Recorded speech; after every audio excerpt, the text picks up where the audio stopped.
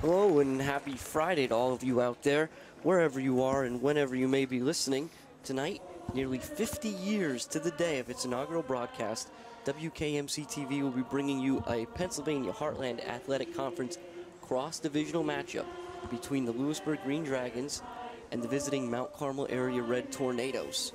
I'm Jim Lesko, joined by my colleague Dan Lesko, and we are coming to you live from the Christy Mathewson Memorial Stadium on the campus of Bucknell University in Lewisburg, Pennsylvania, where tonight the Mount Carmel area Red Tornadoes have one job: get back on track. After a huge win in week 1 against Central Columbia, Mount Carmel came crashing back to earth last week, losing 41-7 to perennial powerhouse Southern Columbia.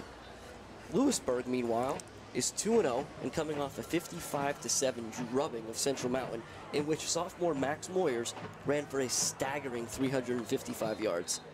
Dan, if the Red Tornadoes sell out to stop the run this week like they did last week against Southern, does Lewisburg have enough through the air to beat Mount Carmel? Well, Jim, after Moyers put up video game numbers last week, it's definitely going to be a difficult task to stop him. But Lewisburg definitely has the athletes at the quarterback and receiver position to stay in the game if the Red Tornadoes sell out to stop the run. With third-year quarterback Nick Shedleski, who has 292 yards passing and 2 touchdowns through the air, both to his favorite target, Dylan Farinato, who has 239 yards receiving to go along with those 2 touchdowns. They're going to be difficult to stop.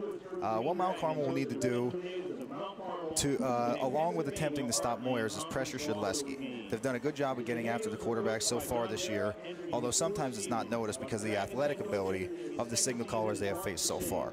Shedleski is more of a straight drop pocket passer than Hollenbach from Southern and Devlin from Central. So if the front 7 from MCA can get after Shedleski, they'll have a good opportunity to shut this offense down. Well, last week, again, we talked about what they did against the run. So they held the Tigers, otherworldly ground game, 36 carries, 125 yards. All-state candidate Gage Garcia, 14 carries for 57 yards. But Southern did all their damage through the air. Stone Hollenbach, the Alabama commit, he was 15 of 22 for 295 yards and 4 touchdowns. How can the Red Tornadoes make sure that doesn't happen tonight between Shedleski and Farinato? They're definitely going to have to key on Farinato. You know how this defense runs. They don't do too much zone coverage. It's mostly man-to-man. I spoke with Coach Dara last night at Supper Club, and he did say that they are going to probably, anytime Farinato is split out, they're going to follow him with Avery Demko. Avery's kind of their shutdown corner. They're going to put Avery Demko on Farinato, and sometimes even leave him on an island, which is going to be a difficult task, but Coach Dara has confidence in him, and the rest of the team has confidence in him as well. And I guess the scary part, if you're on the Red Tornado side, is that's only half the ball game. You have to figure out a way to stop Moyers and Shedleski and Farinato. But on the Mount Carmel side, you really need to find a way to get some offense generated. In the first 2 games this season, in the first half of those games, the Red Tornado offense has scored exactly 0 points. They have 2 points total. They've been outscored 27-2 in the first half, with those only 2 points coming off a blocked punt. So what can they do to get something started offensively and not start as slow as they have in the first 2 weeks? Well, as we talked about last week, and we're probably going to talk about it every week because that's what this offense is predicated on, they need to stay on schedule. What that means is picking up 3 or 4 yards on first and second down and getting into short yardage situations. I think one thing we haven't seen from Mount Carmel a whole lot is that other dimension to their offense. Reisinger is a very capable passer and has weapons at the 2 tight end spots and at receiver. So if Mount Carmel is not able to get it going early on the ground, they're going to need the production through the air. If they can't get that, they're going to be in for a difficult night offensively. Speaking of those weapons, a couple of them are out there for the coin toss for the Red Tornadoes. It's going to be number 27, John Ayers, 88, Mike Hood, 44, Jack Chapman, along with number 75, Billy Anderson. On the Green Dragon side, that's going to be number 1, the aforementioned Dylan Farinato, 76, senior Austin Weiser. It's going to be 45, Draven Dobler, as well as, let's take a look, I believe that's going to be number 7, of course, Max Moyers. And it looks like Mount Carmel did win the toss and elect to receive here. Yeah, we've seen that. That's 3 times now, right? Yeah, I think Coach Dara has a lot of confidence in his offense. Although they have been getting off to slow starts here in the first 2 weeks, he's got a lot of confidence in that offense, and I think that's a good confidence boost for the offense. continuing to put them on the field first, give them the ball, and see if they can put together a drive to get a lead early, which is something I think Mount Carmel is going to need to do to prevail in this one. Yeah, last week was tough returning kicks from Ethan Dunkelberger of Southern, but in week 1, Burkowski had a couple nice returns there. He got the Red Tornadoes out to around midfield to get them started. Yeah, and I think that's also a reason why Mount Carmel likes to take the ball first. Very, very talented return guys. Looks like it's going to be Karicki and Widener back deep this time around. Very talented return guys, very, very skilled players, and might be able to get us into some good starting position. Looks like it's going to be number 31 kicking off for Lewisburg. That is Diefendorfer. It's Jack Diefendorfer, is a 5'9" sophomore. Yeah, and we saw Diefendorfer before the game, you know, kind of driving him down there. So we're going to see him drive the ball down deep for. And he's going to squib it. It's going to be a little swift. It's going to be Hood. He picks up about the 34. He's going to put his head down and cut across the 40-yard line. So the Red Tornadoes will start their first drive of the game in really good field position at the 41-yard line. And I like that, you know, Diefendorfer coming out and proving me wrong right from the start. You know, he was kicking the ball. We almost saw a 70-yard kickoff earlier before the game, and then he comes and does a little squib kick. But this is what we talked about. Mount Carmel starting off in great field position. Mount Carmel's going to come out, as we'll see them for most of the season. The refs are waving a Green Dragon player off the field. Looks like a minor equipment issue. So I'm sure he'll get back there in a second, but for the time being, the Red Tornadoes are out there in their shotgun wing formation. It's Reisinger in the gun. He's got Ayers to his right. Ayers is in motion, and it's going to be an inside handoff to Widener, and Widener's got some room. Widener's across the 50. He's got one guy to beat, and it's going to be number 1. Dylan Farinato is going to take Widener down at the Green Dragon 35-yard line. It's going to be a gain of 24. And it looked like a little bit of trickery there for Mount Carmel. Got the whole offense going to the left with the defense or the offensive lineman on the left side pulling backside to lead for Widener. Widener had a huge gap to run through there, and that was a great job by looks like left tackle there Logan Wills pulling around to lead that play. Red Tornadoes out, same formation, just the opposite. Ayers to the left, Daukus and Widener to the right, and it's going to be a hand to Ayers right up the middle, and he's going to put his head down, and he's going to get across the 30. We'll see exactly where they mark him down. Call it the 29-yard line. It'll be a 2nd and 4 for the Red Tornadoes. And this is exactly what we talked about pregame. We've been talking about it the last 3 weeks. This is what Mount Carmel does well. This is how they stay on schedule. Getting into a 2nd and 4. Hopefully, even if they get 1 or 2 yards here, that's giving them a 3rd and short, which is what they consider to be staying on schedule. So it's Tornadoes in the wing on the left side. It's going to be Widener and Daukus. Reisinger takes the handoff. It's going to be Ayers again off the left side. He's going to follow his blockers. He puts his head down, and he's running through tacklers. And he's down very close to the 20-yard line. More than enough for the first down. We'll see exactly. They're going to mark it at the 21. So it'll be 1st and 10 for the Red Tornadoes there with 10:50 left in this opening quarter. And you see Ayers do that all the time. He has a lot of faith in his linemen, those guys that pull around for him, especially number 75, Billy Anderson. They both play together. This is their 4th year playing together. Got a lot of faith in him to put his hand on his back and follow him. Red Tornadoes are going to stick with what works. Same formation. Reisinger in the gun with Ayers to his left. Ayers is in motion. Reisinger's going to hand it to Widener, coming through an inside south, and Widener's got some room, and he runs into, and the ball's out. He runs into a Lewisburg defender. The ball popped out around the 5-yard line. We're going to see exactly who comes up with this one. Looked like Widener might have got back on it. Mount Carmel is saying they have the ball. And the officials agree. Now that's going to be more than enough for a first down again, so it'll be 1st and goal for the Red Tornadoes. They're going to say ball blown dead at the 7-yard line of the Green Dragons. And again, a little scare there for Mount Carmel, putting together an awesome first drive. Almost a big turnover there, almost a big momentum shift. Luckily, they were able to hop back on the ball. Red Tornadoes, same look. Reisinger takes the snap, and it's Ayers up the middle. Ayers is going to put his head down, and he's going to somehow squeeze through for a Red Tornado touchdown. There were a lot of bodies there. It didn't look like Ayers was going to get through, but here he is with 10:03 left. The Red Tornadoes go up 6-0 on a 7-yard plunge by their senior, number 27, John Ayers. And wow, what a run by John Ayers. You know, we talk about him trusting his line. You saw 10 guys from each side of the ball in white jerseys and green jerseys, all in a pile on the ground, and somehow Ayers gets through there and walks into the end zone. I think even he didn't know that he was going to get through there.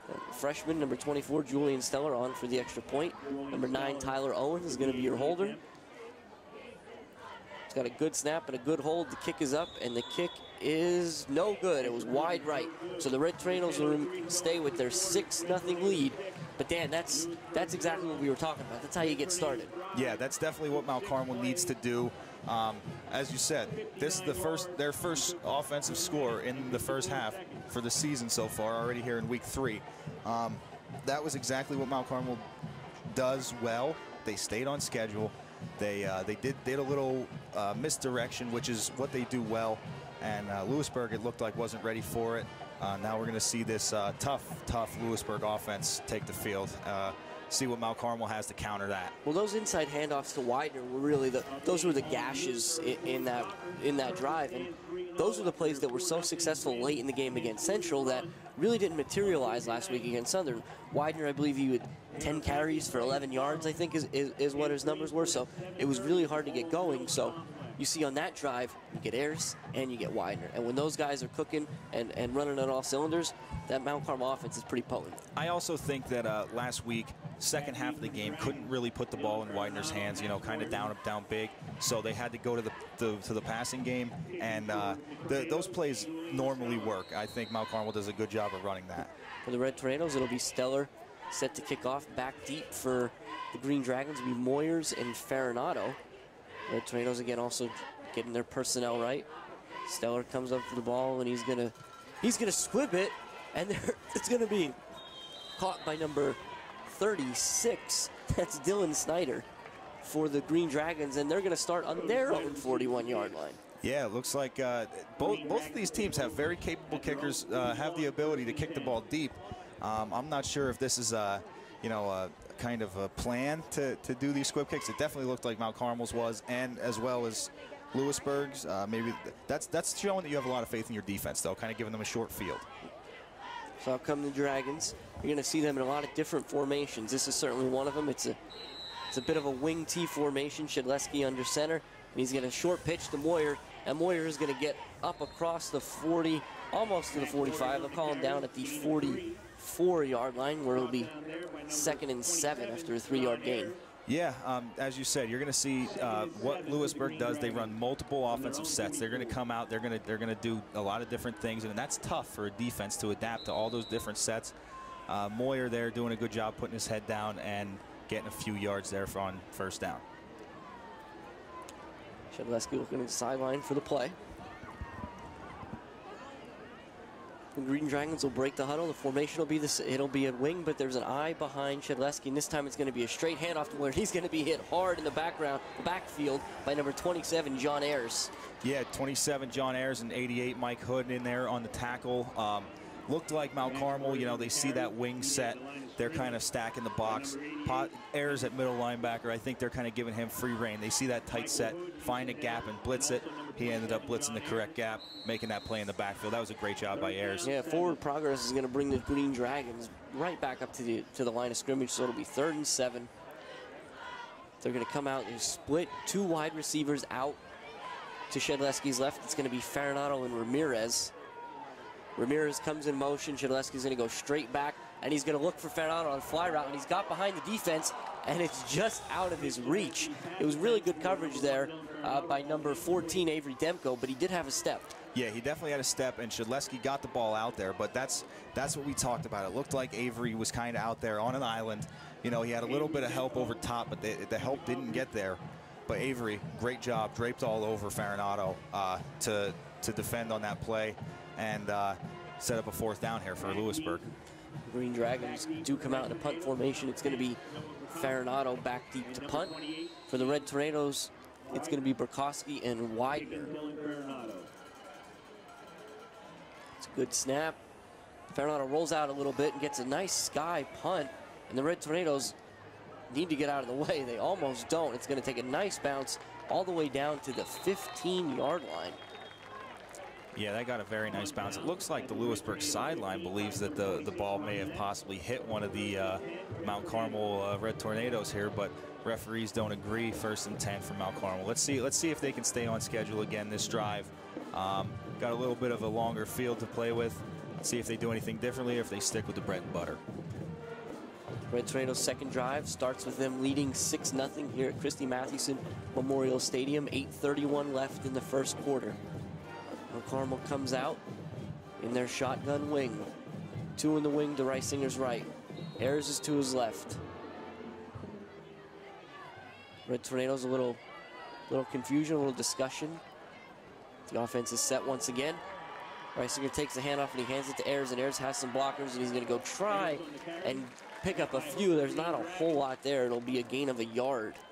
Yeah, it looks like he got stopped up there by number 45, Draven Dobler. We're probably going to be calling his name a lot on the defensive side of the ball. Currently leading the team in tackles by a pretty big margin, and had over 100 tackles last season. He's a very, very tough guy there inside at the linebacker position. They're going to try and run away from him most of the game, I believe. Same look out of the Red Tornadoes. We won't see a whole lot of too many different looks tonight. This time it's a snap and Widener off the left side, and Widener is going to find a little bit of room before he's stopped up by a host of Dragons there. It'll be across the 20 to the 21. And we'll see the Red Tornadoes facing about a 3rd and 5. Looked like number 3 there, Andrew Ramirez in there on the initial hit. Looked like Widener had a little bit of room there, started to break through. Somebody grabbed onto his jersey, and then Ramirez came in and cleaned that hit up. Stopped him for a short gain. Same look for the Tornadoes. In this look, it's also double tight with Hood to Reisinger's left, Chapman to his right. Ayers is coming in motion to the left, but they hand it to Widener across the opposite side, and he's going to get close to the first down, but he will ultimately be short. They're going to mark him down at the 25-yard line. The Red Tornadoes will be facing their first 4th down of the game here, 4th and 1. So on a 4th and short here, I'm interested to see what Coach Darrett does. It looks like he may be trotting out some the punt team, but I would be prepared for a little bit of trickery here on a very 4th and short. Yeah, when you have a guy like Ayers punting for the Red Tornadoes, Farinado back deep for the Dragons, Ayers always has the opportunity to take that snap, and if he sees the Green Dragons in retreat, he can try to sneak around the end for a first down. Yep. But it's a good snap. He's going to get the ball out. It's a nice punt. It's going to be fielded by Farinado at the 45. Called a fair catch as he was running up on that football. So they'll actually give him the 46 of the Green Dragons, and that's where they'll start their drive. So tough drive there, or a tough defensive stand there by Lewisburg. It looked like Mount Carmel had a few plays there that worked in the first drive. You know, making adjustments on the fly there for Lewisburg. They did a good job of kind of shutting that down this drive. It was a lot of gang tackling that drive. Yeah, that's the one thing that Lewisburg is going to have to continue to do. Mount Carmel's running backs, very talented, very good at running through arm tackles. So Green Dragons come out. Shedleski in the shotgun. He's got Farinado and Brown split out to his right. It's going to be Farinado in motion, but they're going to hand it to Moyers up the middle, and he's going to cross. Well, he won't quite cross midfield. They'll mark him down at the 49-yard line. Pickup of 3. Looked like number 72, Colin Erb there, coming off the defensive line, making the tackle there for a short gain. Moyers, again, running tough. Did not go down easily. Very tough kid. Only a sophomore, a 1,000-yard rusher as a freshman. Now here we go. 2 split out left. 1 receiver to the right for Shedleski. It's Brown and Farinado to the left. And it looks like it may be Gavin Sheriff split out to the right. It's going to be another handoff to Moyer, and Moyer makes a nice move. He's going to get across the 45-yard line to the Red Tornadoes. He'll be very close to a first down. And the side judge is calling it as a first down. We'll see if they move the chains. And they're going to do so. It'll be 1st and 10, the first. It'll be the first down for the Green Dragons. And it looks like they're going to go tempo here on a first down. It's the same formation. Check that. That's Coleman Witherite to the far side, not Gavin Sheriff. Shedleski took a look at the defense. He's going to step back. And there's a flag. We'll just wait and see what the flag is all about here. Not sure if there was some motion on the Red Tornado side as Shedleski kind of hurried them up to the line. Officials picked the ball up, and they're walking it off as if that's the case. It's going to be an offsides against Mount Carmel, so it'll be 1st and 5 here for the Green Dragons as they trail the Red Tornadoes 6-0 with 5:34 left in the first quarter. And that's a good play call there by Coach Persing and Lewisburg offense. You know, you kind of see, you know, up tempo, Mount Carmel not used to that, and get a quick jump there, get an easy 5 yards. Yep, so all the same for the Green Dragons, same formation. Brown and Farinato to the left, with a right to the right. Shedleski's going to take it. He's going to hand it to Moyers up the middle anyway. It's going to be a nice tackle by number 10, Noah Burkowski, but he is going to cross the 35 and mark him down at the 34-yard line. It'll be another Green Dragon first down. Yeah, and Moyers, as we said, tough kid, tough running back, finds the smallest crease in that offensive line and is able to get through there for you know, not any crazy gains. He's not breaking long runs like he did last week, but still a tough runner. Same formation, Brown and Farinato to the right this time. Red Tornadoes really crowding the line, and another hard count's going to draw another Red Tornado defender offside. And Dan, while they mark this off, I think it's easy to see the adjustments already from drive 1 to drive 2 for the Green Dragons. They want to get Moyers the ball. They want to give it to him up the middle, so they're spreading the Red Tornadoes out. Yeah, that's definitely very noticeable. You know, getting out of that wing set when they had, you know, Mount Carmel basically had all 11 guys on defense in the box in that wing set. So now they're going to spread them out, open them up, and continue to pound Moyer up the middle. This is what we'll look at. Shedleski in the shotgun. He's got Moyers to his left with the right split out left. Farinato in the slot to the right, and Brown way out on the right-hand side, the far sideline from where we are. And it's going to be Moyers again up the middle. He makes a nice move to get to the corner, and he's going to run through an arm tackle across the 20, but it looks like he put the ball on the ground, and we'll see. We'll see what the call is here. And it's going to be a Red Tornado ball. And that is a drive killer for Lewisburg. Moving the ball downfield. Tough run again by Moyers. Got outside. Had some space. Looked like Widener went to make the tackle. Kind of got his hand on the ball. Was able to knock it out. And Mount Carmel with the big turnover here. This is something that Mount Carmel is going to have to capitalize on to try and get the win today. They got to capitalize when they get the momentum. The Red Tornadoes are going to come out. They're not concerned about looking pretty. They're going to come out in the same formation. Reisinger's going to take the snap, and he's going to pull it back away from Ayers. He's going to throw it over the top to Widener, and Widener makes a nice move. He's across the 30, across the 40. He's going to be tackled all the way down at the Red Tornado 43-yard line. And that's a well-designed play from Mount Carmel. First time they put the ball in the air today. Little flood pass to Widener coming out of that wing spot. Nobody near him. I think Lewisburg has you know, seen run. They're all gassed up and geared up for the run play. Mount Carmel comes out. This is how they get their passing game developed, and this is that other dimension that we talked about pregame. Widener's going to head out. He's going to be spelled by Burkowski. Get him a nice, well-deserved break here. Red Tornado, same formation. Reisinger takes a snap. This time they're going to hand it to Burkowski, and he makes a couple nice moves to get back to across the original line of scrimmage. Actually turn what very easily could have been a loss of 2 into a gain of 5. Yeah, Widener Burkowski not as big as Widener is as a running back, but very shifty. Was able to work his way through the line of scrimmage. Looked like he could have been stopped for a loss, and comes out with a gain of 3 or 4. So that's a very good run. Red Tornadoes looking at a 2nd and 5 from their own 47-yard line with 3:23 left in the first quarter and a 6-0 lead. Same formation. Reisinger checks his wristband, reviews the defense, takes the snap, and he pulls it away from Ayers again, and he's going to look for number 88, Mike Hood. Threw it into double coverage, but he may get himself a pass interference call here. Yeah, it looked like the defender for Lewisburg there did have a hold of Hood's arm, and looked like he was pulling him down as he was going for the ball. Looks like there is a Green Dragon down on the play. That looks like number 1, Dylan Farinato, who was in coverage on that play. So here we are, again, as we sit here. If you're watching this game tonight, if it's Wednesday night, you're watching it Wednesday, September 12th. We'd like to let you know that tonight is a very special night for WKMC TV. I alluded to it in the beginning, but it was exactly 50 years ago from September 12th when WJPM TV, who was our parent station, aired its very first cable cast from the top of the Marion Mountain in Mount Carmel. The Marion Mountain, my goodness. At that time, it wasn't even the Marion Mountain, Dan. It was the Mazers Mountain. Wow. And Steve Jepko owned Jepko's Community Cable at that point, and that served Mount Carmel and the surrounding area.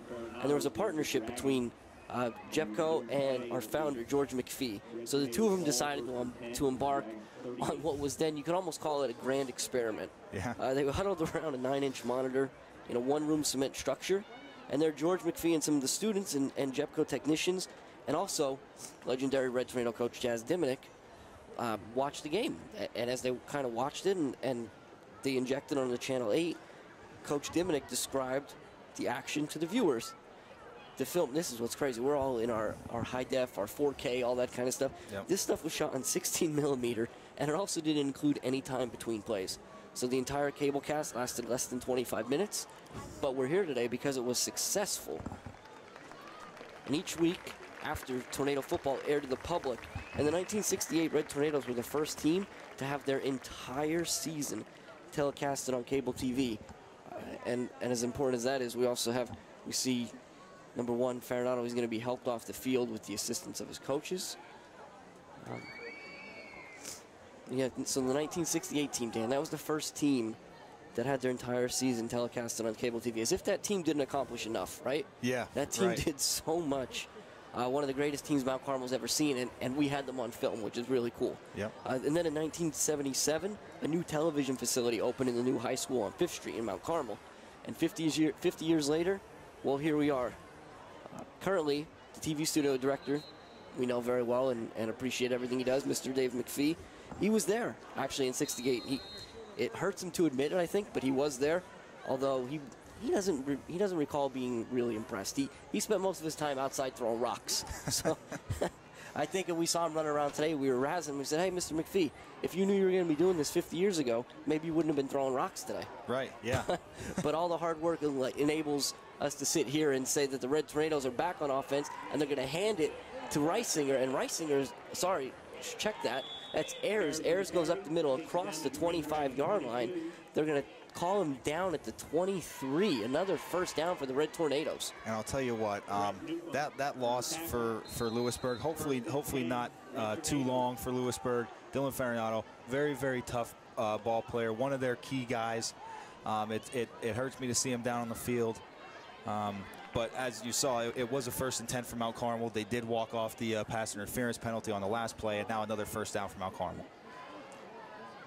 Red Tornadoes in the gun. It's going to be handoff to Widener. Widener's going to try to get the edge, and he's going to cut back across the field, and he's going to be in for another Red Tornado touchdown. It'll be a 23-yard run by number 28, Shane Widener. And that play would not have happened if it were not for that lead block by John Ayers on the outside. Looked like there were two Green Dragons that had Widener in their sight.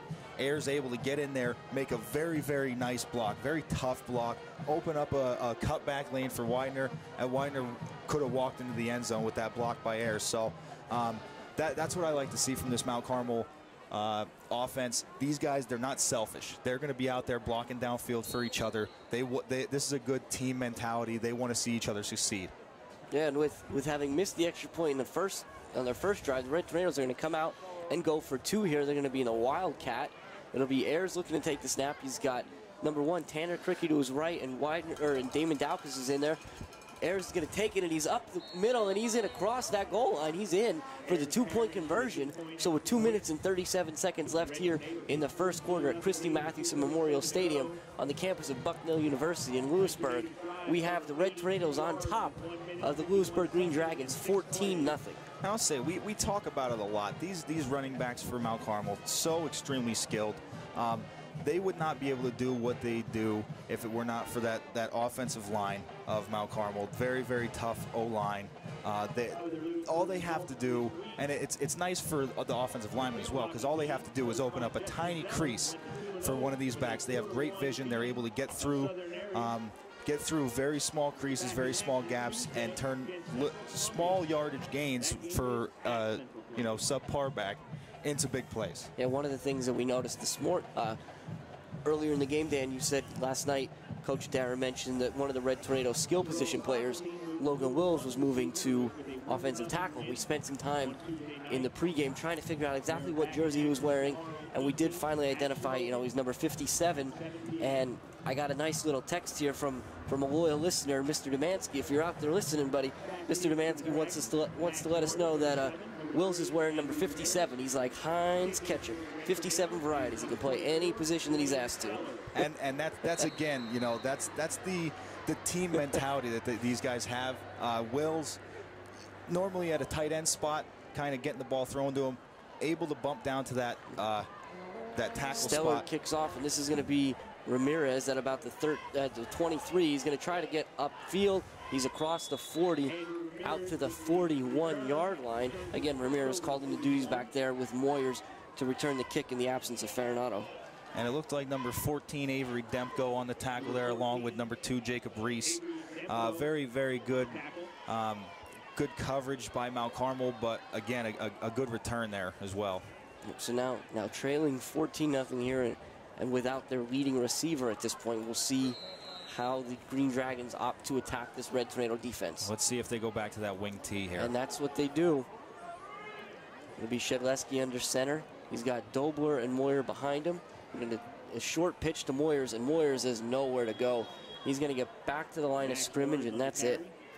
Yeah, and another gang tackle there by Mount Carmel. You see number 26, Nick Troutman, number 1, Tanner Karicki, number 44, Jack Chapman. They were all swarming to the ball there and knocked Moyer down for a very, very short gain, if any. They'll give him a yard. It'll be 2nd and 9 with 2 minutes to go in the first quarter. Shedleski's going to turn. He's going to straight hand off to Moyers, and again, Moyers is going to take a couple shots right as he crosses the line of scrimmage. Forward progress will get him out to about the 48-yard line, where it'll wind up being a 3rd and 7. And again, tough run by Moyers, putting his head down, getting forward progress, getting a few extra yards, because I don't know if you noticed it there, but there's that number 57. We just spoke about him, Logan Wills. He also plays at a D tackle or DN spot on occasions. And he squeezed down the line of scrimmage and got the initial hit on Moyers before he even got back to the line of scrimmage. So here the Green Dragons come out, they split out again, go back to their gun formation. Ramirez comes in motion, and this time it's going to be Shedleski on a keeper, and he doesn't have a whole lot of room there. He's going to do what he can. Actually, let me check that. That's not Shedleski. They had swapped out Shedleski for number 16, Ethan Spalding, a 6'2", 200-pound junior. Yeah, as you were saying Shedleski's name there, I had just glanced on the sideline and saw him standing there. He wasn't extremely happy about the execution on that play, which is going to ultimately set up a 4th down for the Green Dragons. So again, with Farinado out, number 36, Dylan Snyder, is going to be forced into punt duty. A little confusion there for the Green Dragons, as often happens when key players on your special teams go out.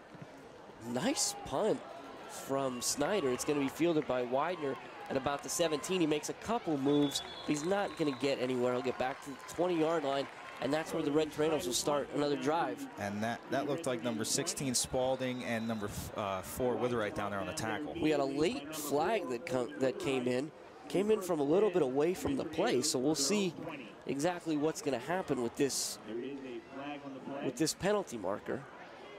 Yeah, there might have been a little extracurricular activities going on out there. Referees are discussing it. So he's going to look up. He's going to let us know that what we have here is unsportsmanlike conduct against the Green Dragons. And we're going to have a second unsportsmanlike conduct against the Red Tornadoes. So those will offset, and we'll play ball. Okay, now it looks like, you know, when you see the unsportsmanlike conducts and stuff like that, it seems like it possibly a little bit of frustration for the players. These guys, you got to remember, these guys are just kids. You know, they play with a lot of emotion, so this stuff is going to happen. Thankfully, offsetting penalties, really no harm, no foul. So here come the Red Tornadoes, and actually, in this case, the tight ends, Chapman and Hood, are in slot formation. It's going to be a handoff to Widener off the left side, and it's going to be a great tackle made by number 45, Draven Dobler. As we said, we are going to be talking about Dobler a lot. This kid, very, very talented at the linebacker spot. bigger kid. I mean, he's 5'10", 185, very athletic, and able to move sideline to sideline very well. He's a good lateral player as well as he can make the plays on the inside. Yeah, and that tackle for a 3-yard loss is going to bring us to the end of the first quarter here at Christy Mathewson Memorial Stadium, where the Red Tornadoes lead the Lewisburg Green Dragons 14-0. So Dan, what do you think from the first half? What are you taking away from the first quarter? It's basically what we said from for Mount Carmel. What they needed to do, they've done it. You know, they've done a good job defensively, creating a turnover and making some stops, and offensively, they've stayed on schedule as we talked about. Now, right here on this first play of this new drive, Mr. Dobler for Lewisburg is not really having that staying on schedule thing for Mount Carmel, but look to see if Mount Carmel does anything different. You know, they threw the ball well. They threw the ball. It was a good kind of change of pace play, which is kind of how this offense runs. Yeah, and I think Coach Jarrett will be the first one to tell you that, you know, 2 passes does not a passing attack make.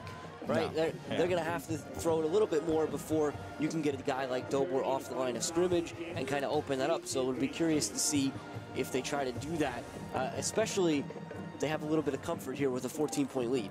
And that's what I was just thinking, Jim. It is a lot easier to kind of take chances in the passing game when you do have a 2-score lead. So we see out there stepping in at the other safety spot for Farinata is number 21, Brett Newcomb. Yeah, and still not seeing Farinata back out on the field here. Hopefully they can get him back out here as quickly as possible. Same formation for the Tornadoes. Reisinger's going to hand it to Ayers up the middle.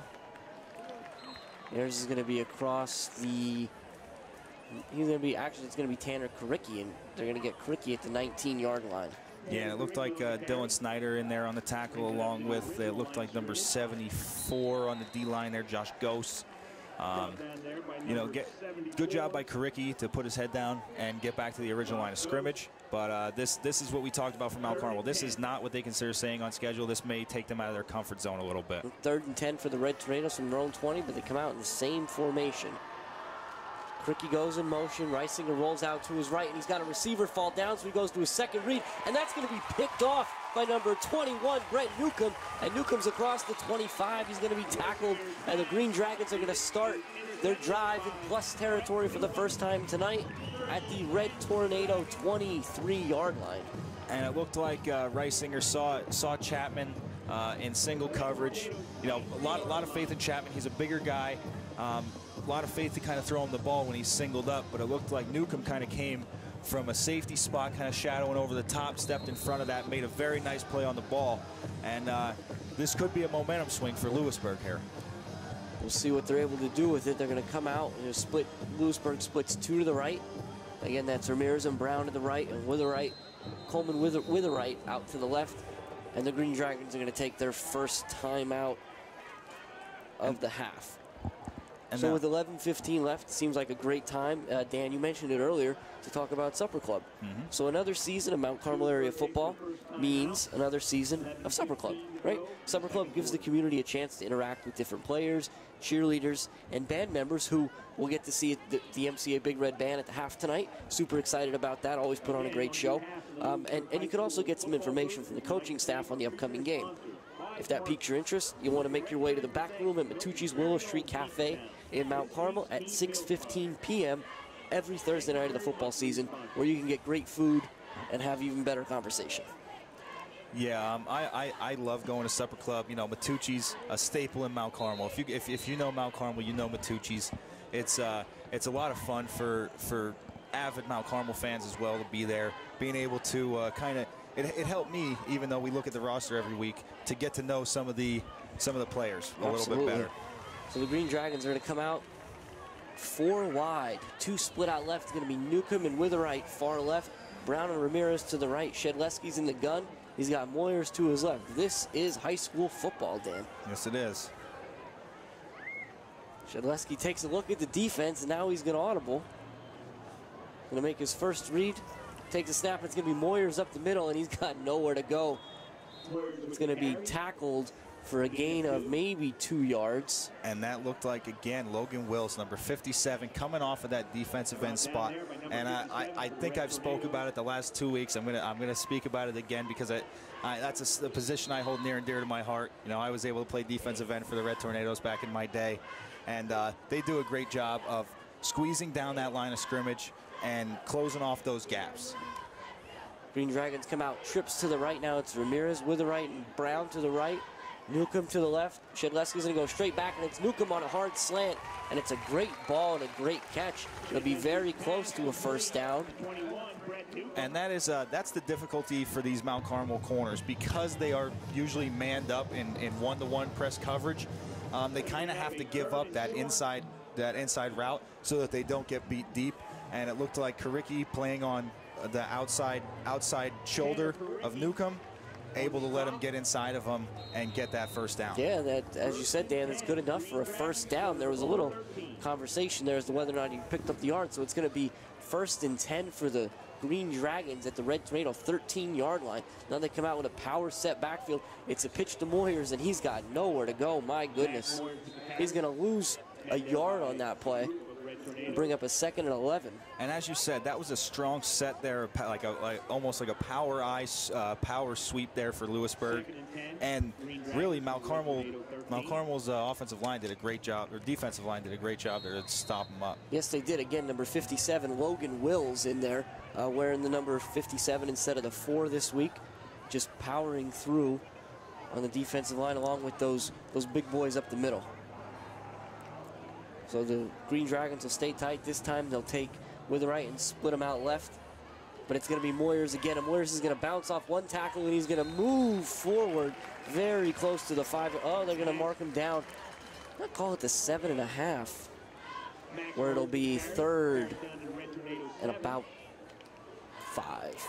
Again, another tough run there by Moyers. It looked like, you know, initially Mount Carmel had a good push off the defensive line, kind of got into the backfield there. But Moyers, as we said, very good vision, very tough runner, able to sneak through there and get a little gain. Yep, same formation. They just keep moving with the right to the wide side of the field. It's going to be Moyers again, and he's going to run into a wall of white jerseys. And again, we said, with Moyers always falling forward, it seems. He's always getting that forward progress, falling forward, getting a yard or two. So here with 8:48 left in this first half and trailing 14-0, facing a 4th and 4 at the Red Tornado 7-yard line, it looks like the Green Dragons are going to kick. Yeah, it looks like number 31, Jack Diefendorfer, out there to set up to kick. He's kicking from the left hash here. It's going to be number 3, Andrew Ramirez on the hold. It's going to be a good snap and a good hold. The kick is blocked by number 1, Tanner Kricky. But Ramirez, he makes a couple moves. He picked it up, and he's going to be tackled down at the 3-yard line. Very close to a first down here, so let's see what happens. Looked like Kricky got through there, made a fantastic job blocking the ball, but then thought that the ball was dead. And because of Ramirez's effort, we're going to get a measurement. Yeah, this ball is set up very, very close to the first down marker. I think it's going to come down to the nose of the football here, because it looks like it's going to be really close. My goodness, first down or not, what an effort played by Ramirez. And you look at him out there, Dan, he's not a very big guy. No, I mean, I think we have. Well, we don't have any size on Ramirez, but it certainly didn't matter on that play. That was one of those plays where he kind of picked the ball up and hit in there. Nobody saw him. And it's going to be Red Tornado ball. As you said, Dan, it's a couple inches short. But I guess if you're looking at it from the idea of a kick being blocked, that's about the best case scenario for the Green Dragons. Yeah, that's almost like, you know, for it being a field goal attempt, it's almost like coffin corner punt there that they got out of it, because put them down inside Mount Carmel's own 5-yard line. So the Red Tornadoes will start this drive 96 yards away from the end zone with a 14-0 lead with 8:15 remaining. It's going to be Ayers in the Wildcat. He's got Kricky to his right. Ayers goes for a hard count, and about the entire Green Dragons line moved, but we'll see if they were drawn off sides. Doesn't look like that's going to be the case. It'll be offsides on the Green Dragons. And what a great call by the Red Tornadoes to get themselves some breathing room. Absolutely. You don't see Mount Carmel doing a hard count too much due to the motions and stuff like that. There's always moving parts of their offense. You don't see them doing the hard count. So really, it's even more of a surprise for the defense when they come out and they do give a hard count and not snap the ball, which makes it that much more of a good thing for Mount Carmel. And just like that, Cricky back out, Reisinger back in. So it'll be the same formation. Reisinger in the gun. Widener comes in motion. They fake it to Widener and give it to Ayers. And Ayers is working hard. He crosses the 15-yard line. He's going to pick up a first down. They'll call him down at the 16, where it'll be 1st and 10 Mount Carmel. Yeah, Ayers, we continue to talk about his trust in his blockers. He gets behind number 29 Daukus there, and it looked like 75 Billy Anderson coming from that right tackle spot, and just puts his hand on their back and says, take me home, fellas. Just lead me to get me a first down. I'm going to follow you guys because you're bigger than me. Let's make this work. Red Tornadoes will come out again. Same formation. Widener and Daukus in the wing to the right. Chapman and Hood in the tight end slot. It's going to be another handoff to Ayers, but this time Ayers was hit hard right at the line of scrimmage. Initial hit by Draven Dobler. And as I said, we continue to talk about him. That was a good job by Ayers. Not many. It doesn't seem like many guys from watching film of these Lewisburg Green Dragons. Doesn't seem like many guys are able to kind of spin away from Dobler. Once he gets that initial hit on him. Good job by Ayers to fall forward and get a short gain instead of be stopped in the backfield. The Green Dragons making a little switch up front there. Looks like they're going to swap out number 76 Austin Reiser for number 60 Brent Colburn. Same formation. Ayers goes in motion to the right. Reisinger's going to drop back, and he's going to step up in the pocket, but he's going to go down. No, he's not. He pitches it to Ayers, and Ayers is ultimately going to take the loss all the way back to the 11-yard line. Interesting play there for Mount Carmel. Looked like Reisinger, kind of about to go down for the sack, able to pitch that ball back to Ayers. Ayers did not still a loss of yardage, but didn't lose as much. Yeah, and actually I was number 26, Ronnie Lentz, on the initial contact with Reisinger, and was absolutely going to bring him down. And what we saw from Lentz earlier, Lentz actually had a really great solo with the band this morning. Yeah, he did, or before the game. Yeah. We've got a lot of multifaceted, multi-talented players on both teams. Absolutely. 3rd and 16 for the Red Tornadoes. They come out with 2 receivers to each side. And Reisinger's going to throw a hard slant looking for number 14, Avery Demko, but there was a lot of traffic there, and it falls incomplete. Yeah, trying to kind of thread the needle there for Demko. Got to get it over the linebackers, in front of the safeties, and out in front of Demko. Wasn't able to do it. Throws a little bit behind him, which is going to set up a 4th and long. And this is kind of what the Green Dragons need. Going to see what kind of punt Ayers gets out. He was able to get out some very nice punts last week, but this could give them some pretty good field position. Yeah, Ayers standing in his own end zone. He'll receive this snap and punt from there. Never a place you want to punt from. For the Green Dragons, it'll be Ramirez back deep again. Red Tornadoes trying to get themselves situated here. Noticing where the rush is going to come from. So it's a good snap, and there is a rush. Ayers gets the punt out. It's a nice punt. Ramirez is going to take a fair catch at the 41-yard line. So another Green Dragon drive will start in Red Tornado territory as they trail 14-0 with 6 minutes and 7 seconds left in the first half. Yeah, and for the Green Dragons, obviously Moyer's very, very talented back, but not having your deep threat in Farinato out on the field as he's still being tended to due to his injury. Not being able to have him on the field kind of gets rid of the deep threat. So starting in plus territory for the Green Dragons is where they need to be. So they're going to come out again. They're going to go wide open. It'll be 2 receivers to the right, Ramirez and Brown, with the right to the left. Moyer and Shedleski in the backfield. Moyer's going to go straight back, and he's going to try to get with the right on a hard slant, but it's just a little bit outside. Very, very good coverage there again by Karicki. He's been doing a great job, kind of manned up with all of these receivers, I should say, for Lewisburg are talented. They're quick. They run good routes, and asking a lot of these defensive backs from Mount Carmel to man up one-on-one against them, but they're doing a great job. Green Dragons back to the line, same formation. 2 split out right to the wide side, 1 split out left to the short side. Shedleski this time he's going to hand it to Moyers, and Moyers has a little bit of room, He's going to run right into number 44, Jack Chapman, who's going to make the tackle after he picks up 5. Jack Chapman coming out from that outside linebacker spot, coming up to help and run support there. Does a good job reading the line, seeing that it's a run play, and getting up there to make a stop. Because Moyers is very, very dangerous in space, very quick, shifty back. Good tackle by Chapman there. It'll be 3rd and 6 for the Green Dragons from the 37-yard line. Same formation for the Dragons. That's Spalding in there, and he takes the snap, and he hits number 4 Witherite around the 25-yard line. Witherite's making some moves. He does a great job. He gets across the 20. He's going to be all the way down. They're going to call him down at the 17-yard line. It will be a 1st and 10 1st and 10 Green Dragons. And again, looks like Lewisburg's going to try and go up tempo here. Watch to see if they do a hard count, try and get Mount Carmel to jump again. And Spalding's going to stay out there. Spalding comes up to the line.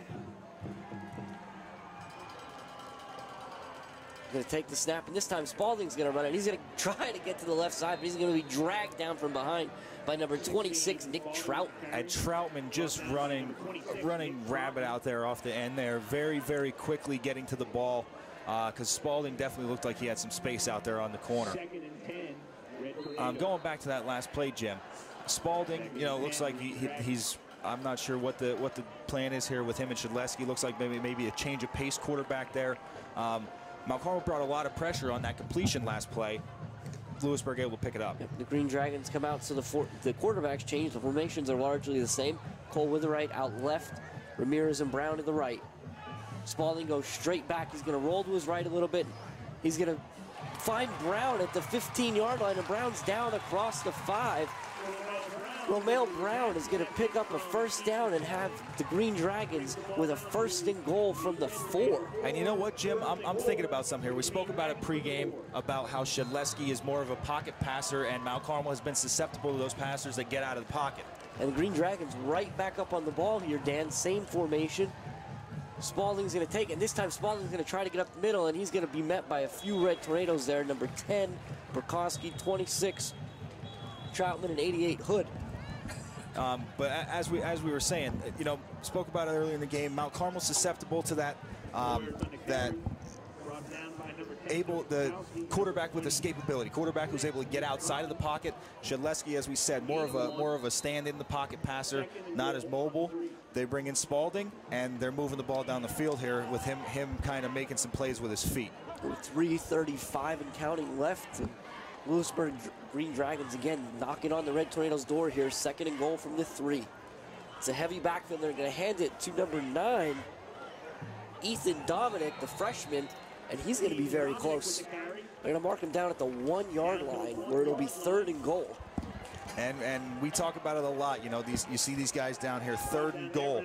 This is gut check time for Mount Carmel and for Lewisburg. You're going to see battle of the defensive lines here. You're probably, unless Lewisburg does some crazy stuff and spreads out, if they stay in that power eye, you're going to see 11 guys from both teams on the line of scrimmage. And they're going to stay tight. They'll split Coleman Witherite out to the right, but that'll be it. Otherwise, it's everybody inside. And it's going to be Spalding. He's going to keep it himself. And he's going to be in for a Green Dragon touchdown. So with 2 minutes and 48 seconds left here in the 2nd quarter, the Green Dragons are on the board, and they currently trail the Red Tornadoes 14-6 with the PAT pending. And that was a good job by Spalding. Normally, you see the quarterback sneak. He kind of gets the snap, puts his head down, goes right behind the center. Looked like the center was stopped up a little bit. He found a hole off of the left tackle there, it looked like, and was able to get into the end zone. So again, it'll be Diefendorfer to kick. Ramirez on the hold. It's a good snap, good hold, good kick, and it's up and good. And it's 14-7 here with 2 minutes and 48 seconds left in the 1st half. So as we said, Jim, little wrinkle there from Coach Persing, kind of getting Shedleski out on the sidelines. It looked like Shedleski, biggest fan for Spalding there, kind of helping him get the plays going. That was, again, great team play by these guys. Yep, Coach Persing. Again, coached with at Mount Carmel with Coach Dara, was a teacher at Mount Carmel as well. Speaking of Mount Carmel educators, we can talk about the Mount Carmel Area Education Foundation, which exists to provide a means for alumni, parents, and friends to unite in their efforts to support and strengthen the Mount Carmel Area School District. through gifts, trusts, and bequests. I'm excited to see what Mount Carmel does here coming back on offense. If they're going to kind of try and take this lead into halftime, be content with running the ball into the line of scrimmage and running the clock out, or if they're going to look to possibly run a 2-minute drill here, put the ball in Reisinger's hands and see if he can put something together. 31 again, back deep to kick. Back deep for the Red Tornadoes is Kricky and Widener again, and it's going to be a good kick by Diefendorfer. Widener's going to take it at the 2, puts his foot in the ground. He's going to try to get upfield. He's got a little bit of space. He makes a couple guys miss. He's across the 25-yard line. And there, call them down at the 26, and the Red Tornadoes just start another drive at their own 26. And there's that deep kick by Diefendorfer that we talked about before the opening kickoff today. Now that don't want to give Mount Carmel a short field with time to run the 2-minute drill here, so kick it deep. I think that was a smart play by Lewisburg. And we'll see what the Red Tornadoes do. Again, we talked. This isn't actually a big play offense. They're not meant to score in short bursts. So we'll see what kind of 2-minute offense they run. It comes out in the same formation, Daukus and Widener to the right, Ayers to Reisinger's left, and it's going to be Ayers up the middle. He's going to pick his way, and he's got a little bit of space. He'll cross the 30 out to the 32, where it'll be 2nd and 4. And that's one thing that we see from Mount Carmel. It is not made, this offense is not made to score quickly, but all running backs have the ability to do that. Same formation for the Red Tornadoes. Clock ticks towards 2:15. It's going to be a pitch to the outside to Ayers. Ayers tries to get upfield, but there's a lot of Green Dragons there. He's going to be dragged down at the 35-yard line, about a yard short of the first down. Yeah, Ayers able to pick up a few yards there. Again, as we talked about, offense staying on schedule. Mount Carmel in a 3rd and short here, just where they want to be. Got to continue to get first downs on this drive, keep the clock stopping, having time to reset and kind of maybe put another one in here. Take a 14-point lead in the half instead of 7. Not a whole lot of urgency here on the Red Tornado sideline. They do have 3 timeouts left.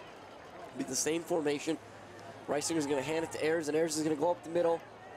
And he looks to pick up the first down. He'll be out near the 40-yard line. Call it the 38, and there's going to be another flag thrown late. There's a lot of guys down there, Dan, in white jerseys and green jerseys pointing at each other at this point. Yeah, we'll see what we get from this one here. Looks like the head referee here checking with his colleague. As it stands, it's a first down for the Red Tornadoes. We're going to get a unsportsmanlike against the Dragons and an unsportsmanlike against the Red Tornadoes. They'll offset yet again. So Mount Carmel will be faced with some decisions here now. 1:34 left. They have a 7-point lead on the road. They have all 3 timeouts left, but they did just give up 7 points. So how do they want to approach this? They're going to come out in the same formation.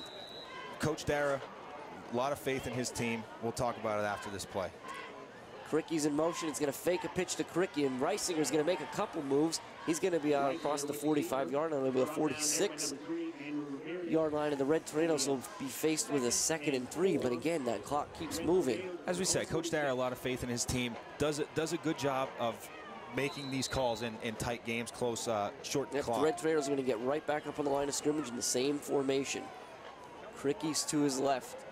Reisinger's going to fake it to Kricky. He's going to stop. He's going to put his foot in the ground, and he's got Chapman wide open in the right hash, but it was a little bit low. It bounces incomplete, and that'll stop the clock with 58 seconds left here in the first half. And as we talked about, this is what's allowing, staying on schedule for Mount Carmel. We continue to talk about it. That's what allowed them to make a throw there, to kind of throw the ball downfield, and because they have faith in their backs to get 4 yards on 3rd down.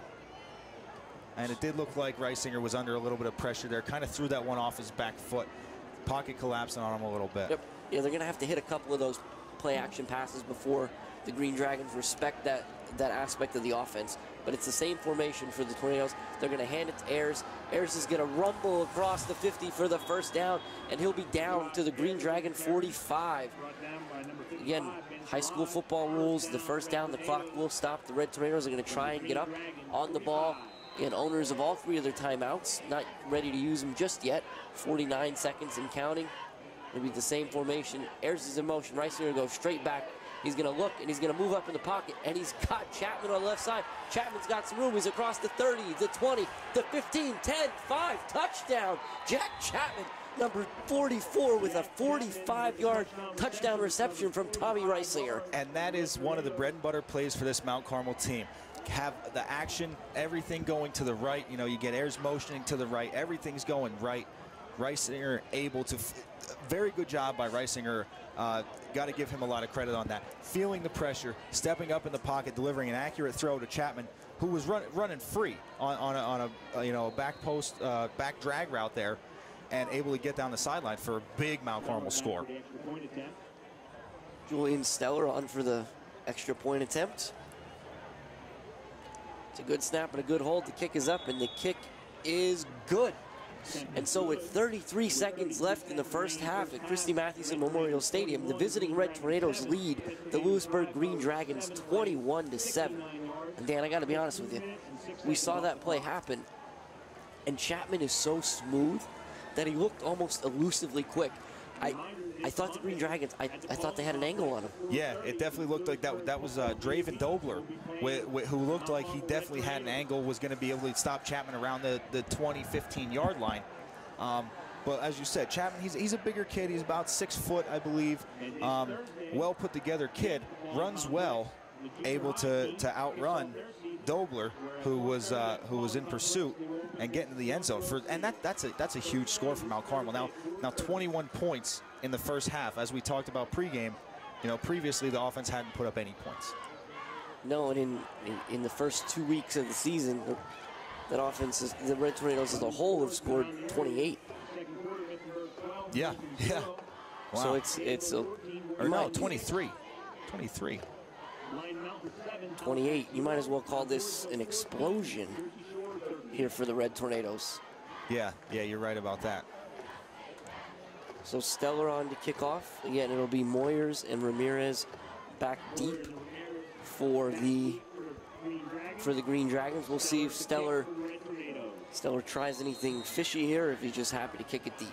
I think this will be a situation where they may just kick it deep, as Lewisburg did. He's going to kick it to hit that second line. That's going to be number 9, Ethan Dominic again, and he's across the 35 to the 40, and he's carrying some Red Tornadoes with him. Really a great job. He's all the way across the 40 to the 43, and now there's some more excitement. This time it was right along the Lewisburg Green Dragon sideline. This game is getting a little bit chippy at this point. Another flag. We'll see how this one's called. Yeah, and you wonder if that. You know, that might be a guy there.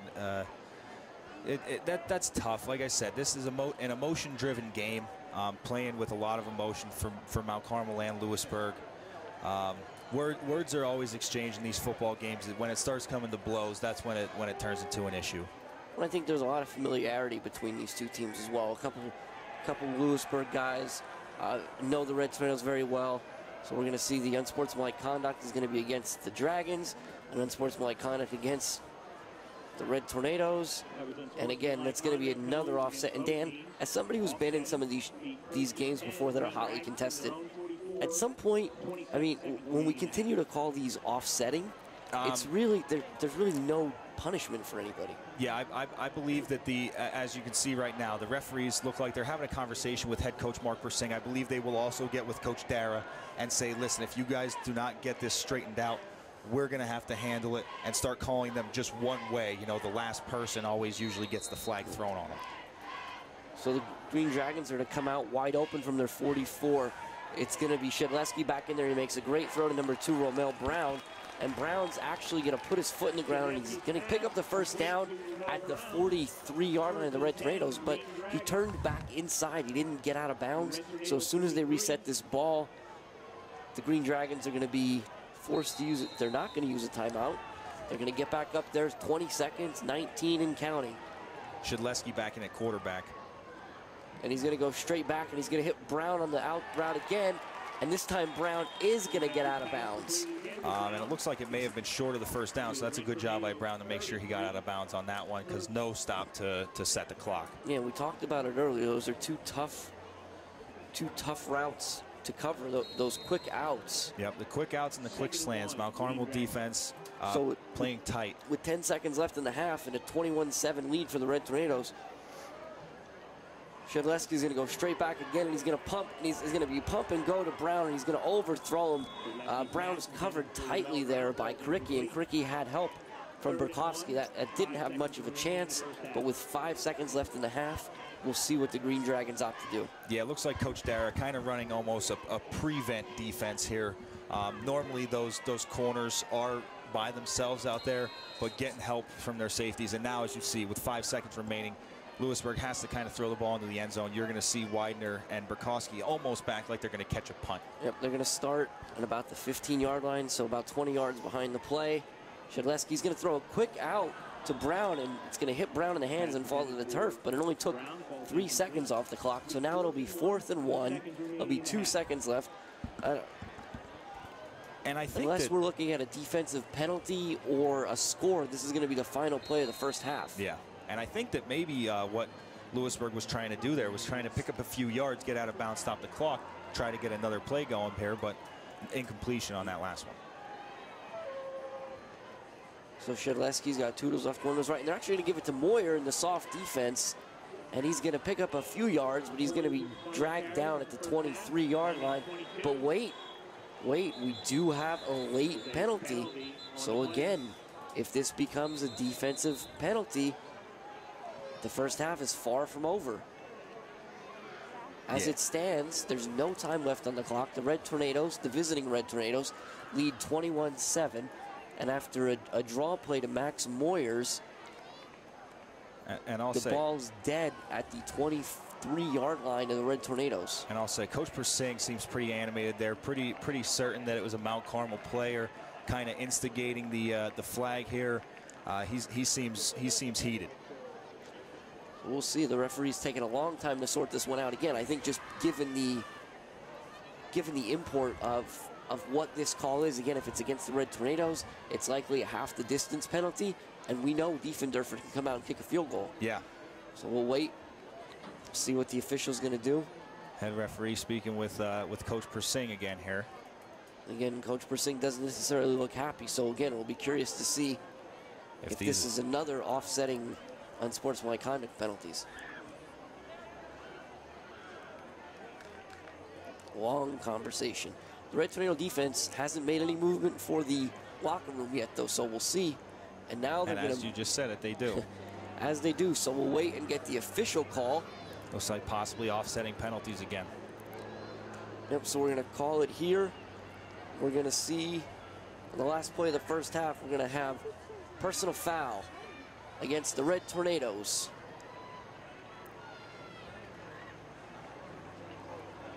Dead ball foul. Personal foul against Mount Carmel will be assessed on the second half. And that'll be assessed in the second half. The nature of the dead ball foul, I assume, and I think that's what Coach Persing's problem was, and I can't blame him. But anyway, as it stands, it's 21-7 here at the end of the first half. The visiting Red Tornadoes are on top of the Lewisburg Green Dragons at Christy Mathewson Memorial Stadium. We will be back at the end of the half, at the end of the halftime break with stats, but for the time being, please sit back, relax, and enjoy the Mount Carmel Area Big Red Band.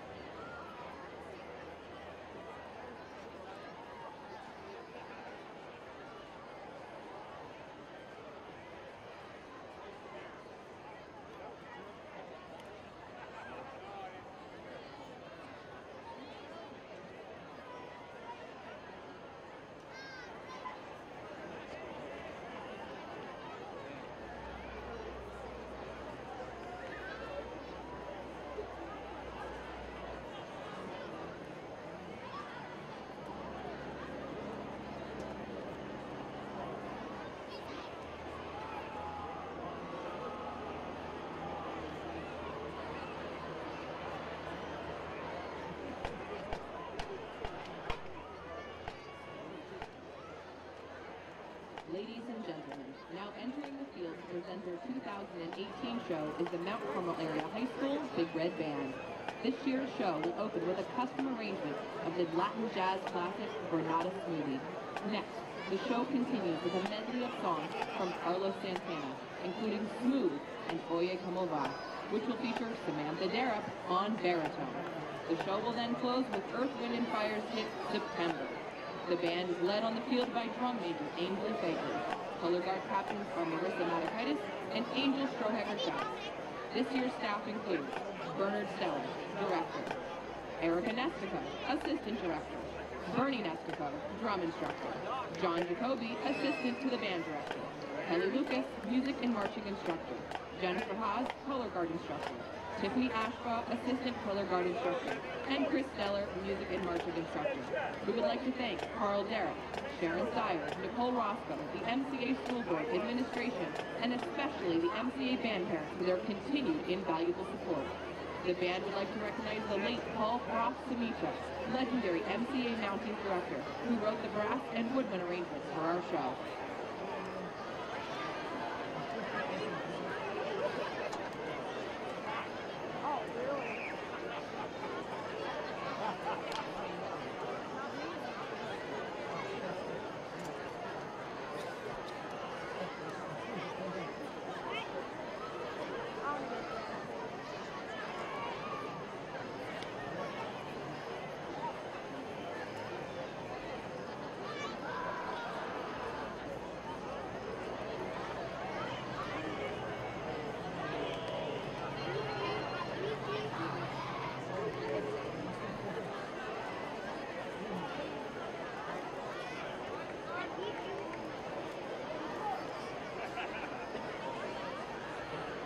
And now, we invite you to sit back and enjoy the 2018 edition of the Mount Carmel Area High School Big Red Band.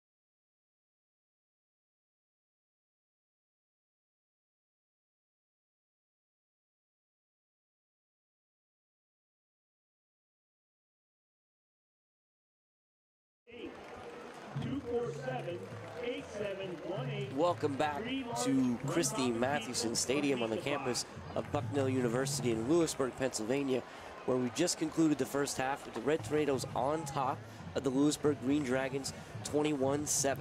It was a great first half on the field for the Red Tornadoes, both in play and the Big Red Band putting together a beautiful performance as always. But as far as the play on the field goes, Dan, just how good was it on in the first half? I know you have some numbers there for us, courtesy of our good friend and statistician Jose Gonzalo. All right, so Mount Carmel had 21 rushing attempts for 141 yards on the ground, 2 rushing touchdowns, one by Ayers and one by Widener, and they totaled 11 first downs offensively. Through the air, they had 2 completions in only 5 attempts, but you know, those 2 completions totaled 80 yards for Mount Carmel and that long 45-yard touchdown to Jack Chapman. For Lewisburg, we had 20 carries for 62 yards and 6 first downs, and that one short quarterback sneak by Spalding for their only score. And through the air, Shedleski and Spalding combining to be 5 of 9 for 63 yards. It was an interesting first half. So for one, that's a lot of plays. It seemed like that was a lot of plays.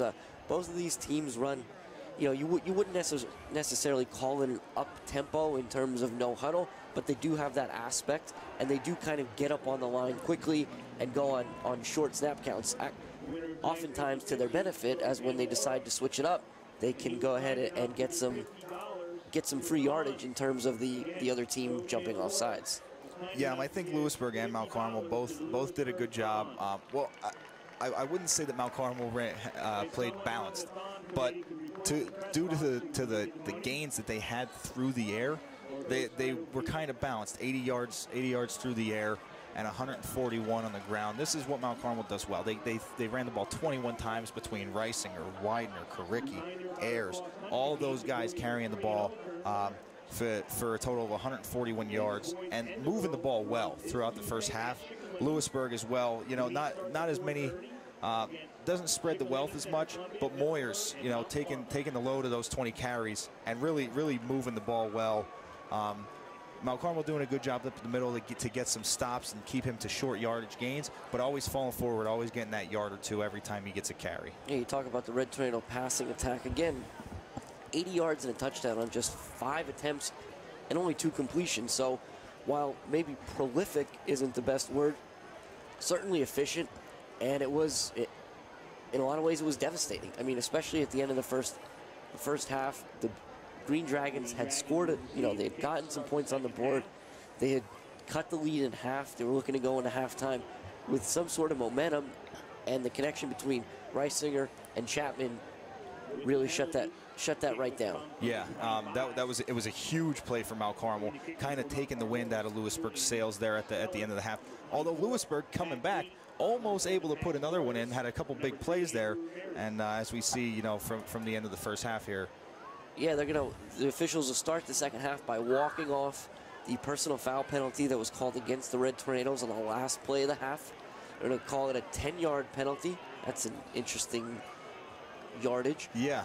So Stellar will be kicking it off from the 25, but that's another aspect of the first half that can't be ignored. It was a very emotional, a very chippy game. And Stellar's kick, it's going to get to the second level. It's going to sneak past Ramirez, and he picks it up at the 25, and he's across the 30 to the 35. He makes a couple guys miss. He's across the 40. He's going to be tackled by number 9, Tyler Owens, and the Lewisburg Green Dragons will start the first drive of the second half at their own 42-yard line. Yeah, and as you spoke about the chippiness in the first half, multiple unsportsmanlike penalties, late hits, personal fouls, you know, could be devastating penalties. I believe that Coach Persing and Coach Dara both got their guys in the locker room and told each team, keep your head. It's, you know, Mount Carmel don't want to jeopardize your lead. Lewisburg don't want to give up any extra yardage and give Mount Carmel a bigger lead or an opportunity for a bigger lead. Another storyline here to pay attention to is Spalding under center again for the Green Dragons. They're going to come out with 4 wide, 2 to his left, 2 to his right. It's going to be Newcomb and Ramirez to the left, Romali and Dominic to the right, and it's going to be Moyers up the middle. and Moyers is going to pick up a first down. It'll be across midfield. He'll be out to the 44-yard line when they call him down. And you know, Spalding seems like to be more of the running attack quarterback for Lewisburg, but you know, showed his ability to throw the ball in the first half. Had a nice completion for a good pickup there, and looks like they're going up tempo again. Same formation for the Green Dragons, 4 wide. It's going to be Dominic in motion, and he's going to take a fake handoff. It's going to be Moyers, and Moyers has some room up the middle. Going to be a nice tackle by Troutman, but again, not before Moyers is very close to the first down. And as again, you know, we talk about Lewisburg, they're not running that wing tee that they started the game in, because I think they're having more success on the ground with Moyers up the middle, spreading Mount Carmel out. As you see, they continue to come out with 4 wide receivers. It'll be 2 carries, 2 first downs to start the second half. It'll be this time it'll be 3 wide to Spalding's left, 1 to his right. It's going to be a little bit of movement there. And Moyers runs into a wall of Red Tornadoes. He makes the first guy miss and the second guy miss before ultimately number 88, Mike Hood, on the tackle for a loss of 1 or 2 here. And there is a flag down. I'm not sure if that was for the motion, but I don't know if Mount Carmel has the opportunity to decline this one or not. Yeah, there was a little motion there. One of the wideouts for the Green Dragons, and it didn't look like it was called right away. I looked a little uncertain if he was coming in motion across the formation or not. We'll see what how Coach they address it. Decides to do here. So they are going to call illegal motion against the Dragons. The Red Tornadoes are going to decline it. Rather than take the 5 yards but keep it first down, they'll opt to take the loss of 2 and the down. So it'll be 2nd and 12 for the Green Dragons on the Red Tornado 37-yard line. 4 wide for Spalding. Spalding's calling out to the receivers. He's making checks at the line. He takes the snap and he's going to go straight back. Red Tornadoes have a rush. He's going to step up in the pocket and roll to his left. He's going to try to float it out to Ramirez, and it's going to fall incomplete. And wow, that was, it looked like he made a check there to send his wide out. It looked like that was number 21, Newcomb, on the outside out there to go deep. And he wasn't able to get the ball out to him. Tons of pressure from Mount Carmel. Will's actually getting in there on the contact to keep that ball from getting to where Spalding wanted that ball to be. He did a nice job stepping up in the pocket to elude the pressure. I mean, it could have very easily been a sack, but on the legs of the incompletion, we're going to be sitting here with a 3rd and 11 from the 37. This time it's only 3 wide. 2 to Spalding's left. It's going to be Newcomb and Dominic. Romali Brown split out to the right. And again, it's a quick hitter, a short out pattern, but it was designed for Dominic. Dominic falls down and the ball falls incomplete. And again, very good pressure by Mount Carmel. This is what we talked about. If they can stop Moyers, they're going to need to continue to get pressure. As we said earlier in the game, it seems like Lewisburg keeping Spalding in the game opposed to Shedleski, because he's a little bit more mobile in the pocket there, and as you saw on the last play, able to avoid the pressure and not take a sack, just an incompletion. But looks like it's going to bring up another 4th down here. Yeah, it's going to be Snyder back to punt again. We got an equipment timeout on the field. The refs will reset the play clock, I believe. But yeah, Dan, to your point, you called it out early on. Shedleski more of a pocket passer. Spalding has the ability to move that pocket to get the linebackers swaying. It's a good snap to Snyder. Snyder gets a nice punt. He skies it. And it's Bukowski calls for the fair catch at the 7, and he's not able to come up with it. We're going to see how this goes down. He was very close to getting back on it, and he does. Goodness gracious for the Red Tornadoes. Yeah, and I saw this happen watching film from week 1 against Selinsgrove. The Green Dragons had a very nice punt. Punt was not handled well, and they recovered the ball and were actually able to score on that impending drive. So luckily for Mount Carmel, able to get back on it, cover the ball, and keep their offense on the field. Yep, great job by Bukowski there to get back on top of that. For the Red Tornado offense, it's more of the same. Reisinger in the gun. He's got Ayers to his left. Chapman and Hood are the tight ends. It's going to be Ayers to the right side, and he's going to get across the 5 back across the original line of scrimmage. He'll be out to the 9-yard line. So it'll be 2nd and 8 with 10:15 left in the third quarter. Yeah, short pickup there for Mount Carmel. One of the shorter pickups that they've had on the ground all game. Interested to see if Lewisburg's defense is doing anything differently after the halftime, being able to kind of make adjustments. The Red Tornadoes are going to split out just a little bit, not much. They'll split out Hood and Chapman so they're in more slots than on the line tight ends. Ayers is going to go in motion. He's going to get a pitch, and he's got some guys out in front of him. Ayers has the edge. He's across the 15, but it's going to be a nice tackle by number 3, Andrew Ramirez, out there to prevent Ayers from getting the corner, but not before he picks up the first down. And that was a very well-designed play. You saw the pressure coming up the middle from Lewisburg. They had both of their inside linebackers there. It looked like Dobler and number 52, Graydon Feldman, both in those A-gaps, ready to blitz right up the middle. They were able to get through, but Reisinger able to get that pitch off, and Ayers able to get some room around the edge. Red Tornadoes will tighten back up here. Dowkus and Widener in the wing to the left. Reisinger's got Ayers to his right. And it's going to be a snap and a handoff to Ayers, and Ayers is going to go against the grain, get across the 20, drag a defender or two, and go down at about the 22-yard line. And I like what Coach Dyer is doing. I wouldn't be surprised if we see that backside trap to Widener coming here pretty soon. It looks like they've went with the motion of the play, with the motion of the play, with the motion of the play. I'm interested to see if that opened the hole up, possibly get Widener on this backside trap. Same exact. Well, the Red Tornadoes actually going to go with a little unbalanced to the left. It's going to be Chapman and Hood to the left. Ayers is going to come in motion. They're going to swing it to Ayers.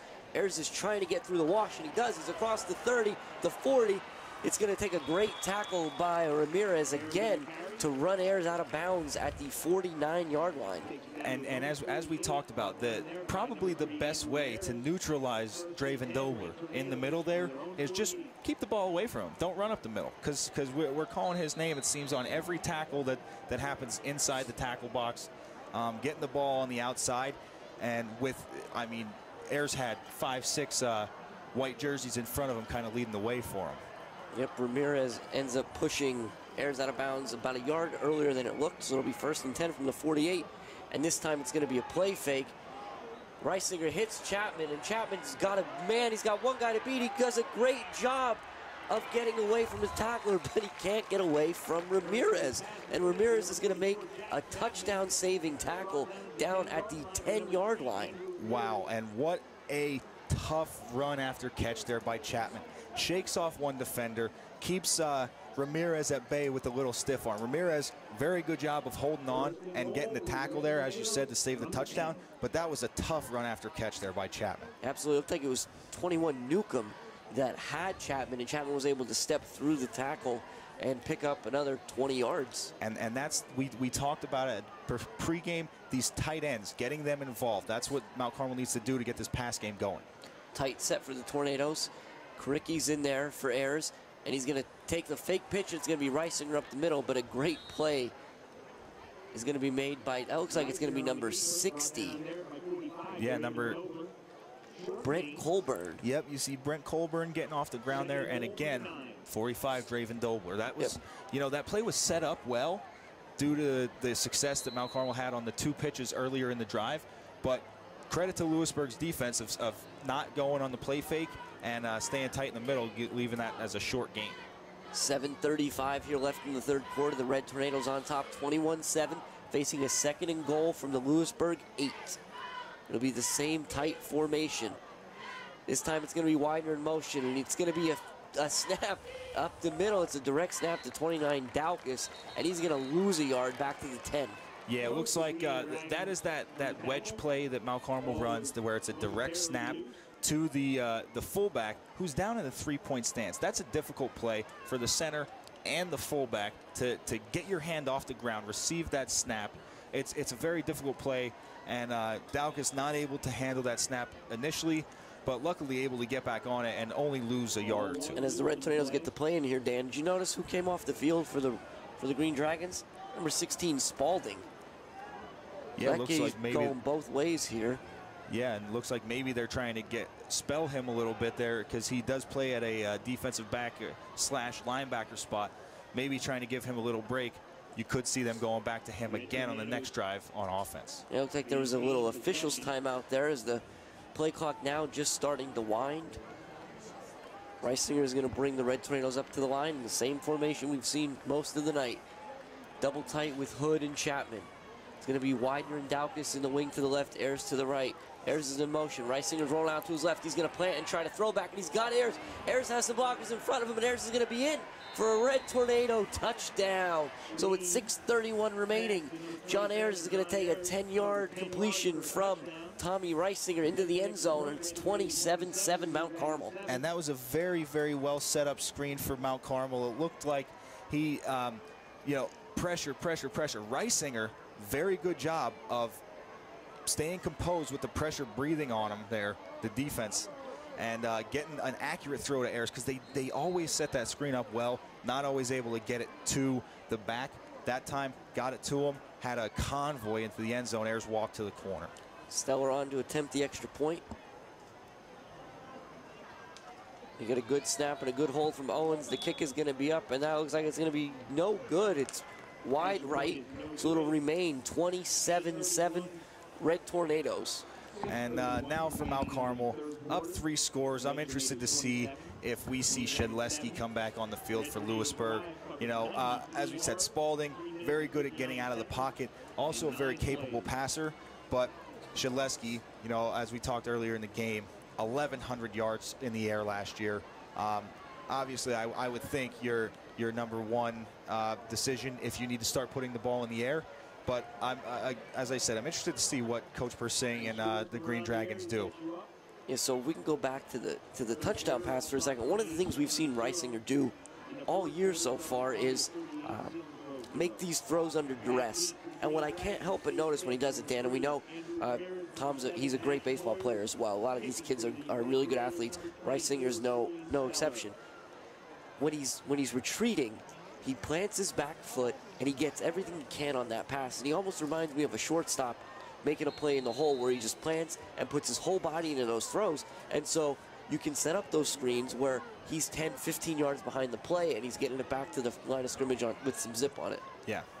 Stellar's kick is a little bit short. It's going to get through the legs of some of the Green Dragons before Ramirez ultimately picks it up, and he's going to be tackled at the 36-yard line. That's where the Dragons will start. And good job by Ramirez. You think that he looked like he was prepared for that guy in front of him to pick that ball up, able to backtrack, hop on the ball, and still get a yard or two on the return there. But as you were talking about Reisinger, very, very talented athlete, pitcher in baseball, actually.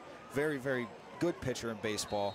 And yeah, he's got enough strength on that throw and able to throw off of his back foot to make those throws. Sometimes they're a little inaccurate because he does kind of do the baseball throw, but that time got us a touchdown. It's going to be Spalding back out there under center again for the Green Dragons with 4 wide. They're going to bring Ramirez in motion, and they're going to try to quick hand it to Moyers, but he's going to go nowhere. Chapman drags him down in the backfield. And I'm not sure what happened there with Lewisburg's offensive line, but it looked like the entire defensive line of Mount Carmel got through and got into the backfield. Number 72, Colin Erb, 75, Billy Anderson, 57, Logan Wills, and Jack Chapman coming from the linebacker position to make the tackle. But those 3 defensive linemen forced that play outside right into the waiting arms of Chapman. 2nd and 10 from the 38 for the Green Dragons. They're going to come out in the shotgun. 2 to Spalding's left, 1 to his right. It'll be Brown in the single set. He's going to go straight back, and he's looking to his left. Spalding moves up in the pocket. He tries to make an extra move, and he can't get out of the grasp of number 75, Billy Anderson. And that's a great, great play there by Billy Anderson. Didn't get too much pressure upfield, but as Spalding stepped up, that's one of those plays where if the guy with the ball, Spalding, is waiting for the defensive guy to pick a side. He's holding his defender, his blocker up in front of him.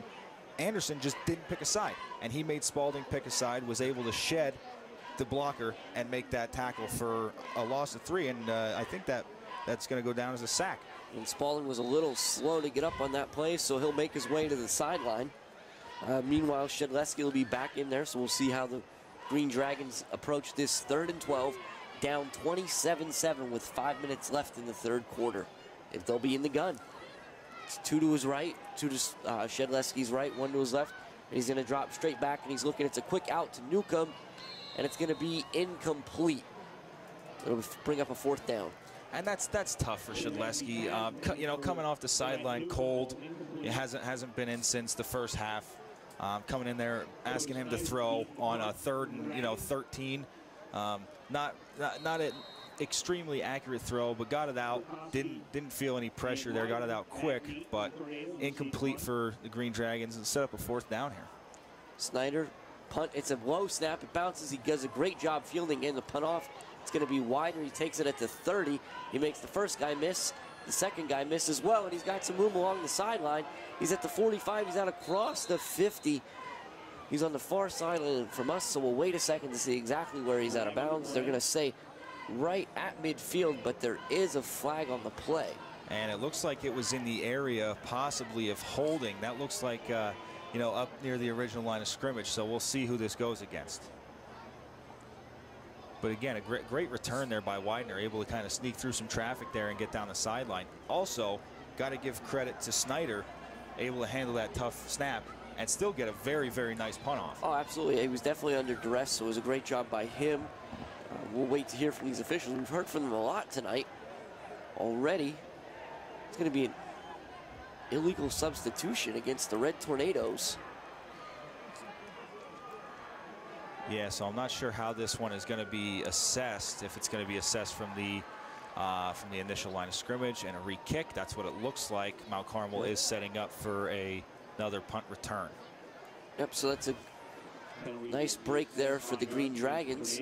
So now they'll be punting, they'll be snapping the ball from the 41-yard line, which puts Snyder back at about the 27 as opposed to the 22. And that negates Widener's very nice return. Another low snap. Snyder does a good job, and this is a much shorter kick. Red Tornadoes need to get away from that. It bounced at the 42. It's going to roll all the way back down to the 32-yard line of the Red Tornadoes. So the illegal substitution against Mount Carmel costs them about 18 yards in field position. Yeah, so that definitely a big shift there.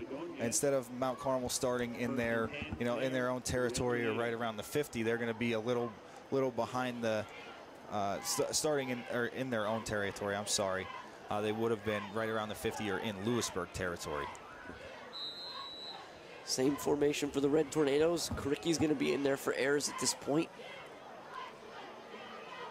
Looks like Nick Troutman in there as well as an extra tight end for Hood, who walked off before.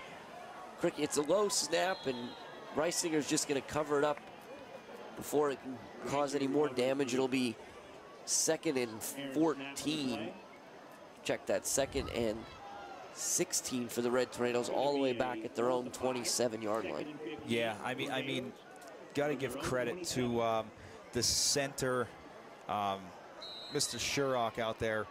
All game, every game, he is asked to get these shotgun snaps out. Every once in a while, you're hot, you're sweaty. Every once in a while, there's going to be a slip snap. But this does not happen too often for Mount Carmel, so you got to give him credit. Yeah, and I think we talk about how warm it is down on the field. As Karicki goes in motion, Reisinger rolls out. There's a big blitz on, and he's not going to be able to get rid of this ball, even though he does a heck of a job to get almost back to the line of scrimmage, to lose another 2. But my goodness, Reisinger could have been tackled for a loss of 10.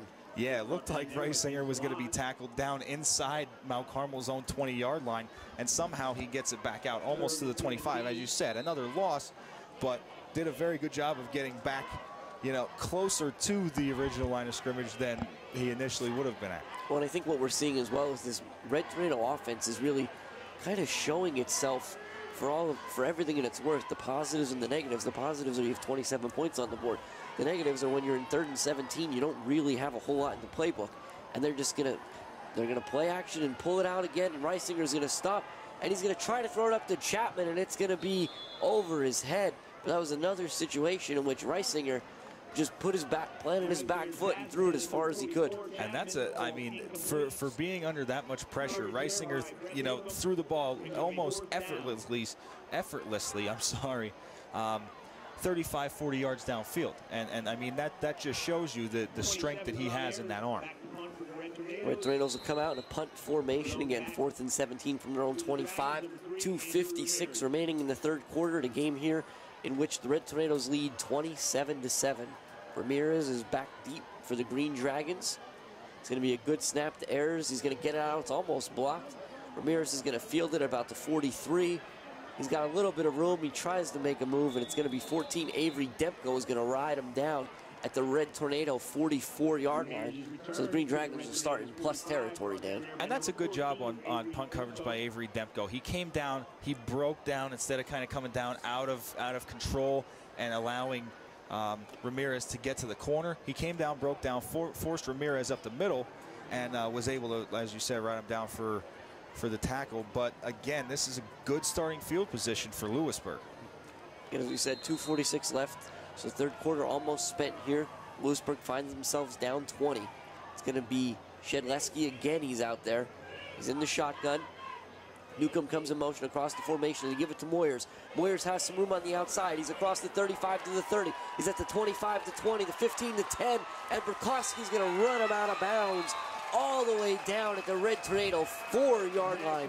A gain of 40 yards by Max Moyers. And again, that's a position where, as you said with Jack Chapman in the first half, it looked like multiple Tornado defenders had angles on Moyers, but able to just kind of put that extra burst, kick it in another gear, and get down the sideline before Burkowski, who had the best angle, was able to push him out of bounds. It's a great play by Moyers, great call by this offense to get something done in space. But now we'll see how it works when they're up against it inside the 5-yard line. It's going to be Moyers again up the middle on the snap, and he's going to move forward. And Chapman took the ball away from him. Oh my goodness, the officials are going to say his forward progress was stopped, but Dan Chapman had ripped the ball out of Moyers' hand. Chapman was at the 20-yard line with only Red Tornadoes within 15 yards of him. Yeah, and that is that's one of those plays where, you know, if you're on the Lewisburg side, you definitely think his forward progress was stopped. If you're on the Mount Carmel side, you think he was still driving forward, trying to pick up extra yardage. But you know, the play ends on the 2-yard line. Got to have to give Troutman credit for stopping the forward progress. Yep, so here we are now. It's 2nd and 2. They're going to, Shedleski comes back to the sideline. Spalding goes back in. We'll see if they let him keep it. And he's going to turn around, he's going to hand it to Moyers, and Moyers is in for a Lewisburg touchdown. A 2-yard plunge with 1 minute and 45 seconds left in the third quarter. Lewisburg Dragons are now trailing 27-13. And it looks like there's another Green Dragon down with a possible injury here on the goal line. But as you said, Moyers, nice little play there. Had the power eye set again. Gave it to Moyers. He walked into the end zone. It looked like he could have drove a truck through the hole that they had set up for him there. And as they tend to the down Dragon around the goal line, we're here at beautiful Christy Mathewson Stadium. A lot of brickwork around here on the campus of Bucknell University. The Red Tornadoes are creating their own brickwork. Back at the Silver Bowl, the Mount Carmel Area School District has begun a Red Tornado Legacy brick project at the Silver Bowl. The project will include a brick 6-foot by 6-foot water jet image of our Red Tornado logo in the center.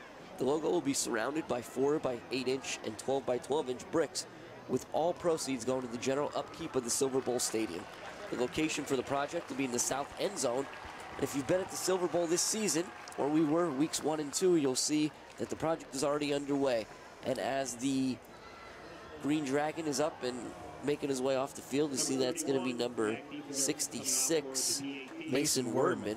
But again, if you're interested in a brick project, orders can be made by printing the order form from www.mca.k12.pa.us and sending in your check to the Mount Carmel Area School District, calling the district office at 570-339-1500 as the extra points up and good, or by emailing our good friend Jose Gonzalo at rxmanjag@gmail.com. And so again, with 1:45 left in the third quarter, the Green Dragons find themselves down 13 here at home to the Red Tornadoes, 27-14. And I'm interested to see what the Red Tornadoes do now offensively. As you said, up 13 points, Third quarter winding down, only 1:45 left here in the third quarter. Still, almost 14 minutes remaining in this game. So I don't think Mount Carmel's going to try and stop offensively, but I definitely believe that Mount Carmel has the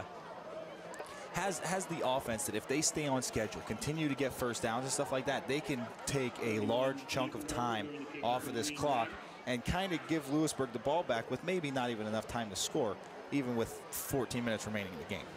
Well, I think the Red Tornadoes need to be careful here. They need to stay, as you said, on time and on schedule moving forward as Diefendorfer prepares the kick to Karicki and Widener. Again, 2 scores is not a whole lot in this game, especially when we've seen how fast Moyers can score. It's going to be a deep kick to Karicki. He's going to take it at the 1. He's out across the 15. He makes a little move to get to the outside, and it's going to be a nice tackle by number 12. It's going to be Jack Landis. Jack Landis, as Karicki just gets across the 20 to the 23-yard line, and that's where the Red Tornadoes will start. Yeah, very nice I can't even talk, Jim. Very nice shoestring tackle by Jack Landis there to stop Karicki from getting any real major yardage on that return. But yeah, Mount Carmel definitely has to be careful. As you said, Lewisburg has shown their quick strike ability with Moyer, and they played in a tight game once already against Selinsgrove, and they came out with the victory. So I'm interested to see this fourth quarter. Red Tornadoes go back to their tight formation. Reisinger in the gun. Ayers comes in motion. It's going to be a sweep to Ayers. He's got some blockers in front of him. He tries to get the corner. He cuts up field, and he's across the 35 to the 40. And once again, it's Ramirez running him out of bounds at the 43-yard line. Yeah, and again, Ayers, great job there. It looked like the Green Dragons, I saw a lot of green jerseys out there, all in pursuit to the sideline. Somehow Ayers able to get behind one of his blockers, find the hole, and turn it into a big gain. 20-yard gain. To be exact, at this point, it'll be 1st and 10 from the 43 with 1:30 left here. Reisinger brings the play in. I think the ideal thing for Mount Carmel to do would be not to try and hold the ball, but put another score up. Keep extending the lead. Absolutely, it's the same formation for the Red Tornadoes. Ayers is to Reisinger's left. He's going to sweep to the right, and it's going to be a fake sweep. And Reisinger is up the middle. Reisinger makes a great move. He's across the 50 before he's tackled by number 9, Ethan Dominic. It'll be 1st, 2nd, and 2 for the Red Tornadoes from the 49. And looking at Reisinger back there when he's standing tall in the pocket, he's a big kid. Doesn't look like he could be that shifty, but made a very nice move to kind of get outside and pick up 3 or 4 more yards there before Dominic made a very nice tackle. And Dan, you talked about it earlier. Most of this Mount Carmel offense is predicated on motion, and so you show the same motion in a second play, and this time you fake it and let Reisinger get up the middle. And that's how this offense works, and that's why it works. Same formation again. This time it's going to be the pitch to Ayers yet again, and he's going to get the sideline. He cuts back across the field. He's going to be out through the 45, down to the 42-yard line, but there are a lot of flags in that one. Came in from all sides on that one, Dan. Yeah, I'm not sure where this is going to be at. Out there in the open field, it could possibly be a block in the back, maybe. And we'll see what we got. That's exactly what it is, Dan. It's going to be blocking the back against the Red Tornadoes. It's going to be a 10-yard penalty from the spot of the foul. It'll bring the Tornadoes back behind the first down marker that they had just earned. So it'll be 2nd. It'll essentially be 2nd and 7 from the 47. And not to give an excuse for the offensive players here, but it's tough. You get a guy out in space and he's running free. You have defenders trying to spin off of blocks. They spin around, they show you your back, and you push them. It's a block in the back. That's a tough call. So same formation for the Red Tornadoes. This time it's Karicki instead of Ayers, and they fake the pitch to Karicki, and Reisinger runs right into his own blocker before being wrapped up by multiple Green Dragons, and he'll be back near the original line of scrimmage. The Red Tornadoes will be faced with a 3rd and 10. Yeah, definitely multiple Green Dragons in there. Definitely. Dobler, it looked like, number 52, Graydon Feldman. That was a very, very, it was a well-defended play by Lewisburg. And that well-defended play is going to be the last one of the third quarter, as here tonight at Christy Mathewson Stadium, the Red Tornadoes on top 27-14 as we move to the fourth quarter. Dan, what does Mount Carmel have to do here in the fourth quarter to come away with a victory? Well, the first thing that they're going to need to do is they're going to have to get this first down and hang on to the football. First things first, right? Yeah, first things first is right. But I mean, that's basically what Mount Carmel's going to have to do to this whole fourth quarter. They have to get a first down here. As we talked about them staying on schedule, they are not going to be on schedule to start this one. Unfortunately, 3rd and 9 we're going to be looking at, and it's going to be tough. But Reisinger has been doing a pretty good job of eluding pressure in the pocket, because I'm assuming in the mid-range of the field here, Lewisburg is going to continue to bring pressure when Mount Carmel throws the ball. They're going to have to get the ball out and possibly pick up this first down and keep the chains moving. Yeah, Reisinger's done a great job of being elusive in that pocket. And you don't have to take our word for it. You can watch us on Wednesday nights, courtesy of Service Electric Cablevision. Again, it's WKMC TV, 50th year of broadcasting. Again, if you're watching us on Wednesday night, it is the 50th anniversary, September 12th, 1968. And the Red Tornadoes will try to come away with a victory here tonight and keep Mount Carmel tradition alive and well. It'll be Reisinger in the gun. He's going to try the hard count.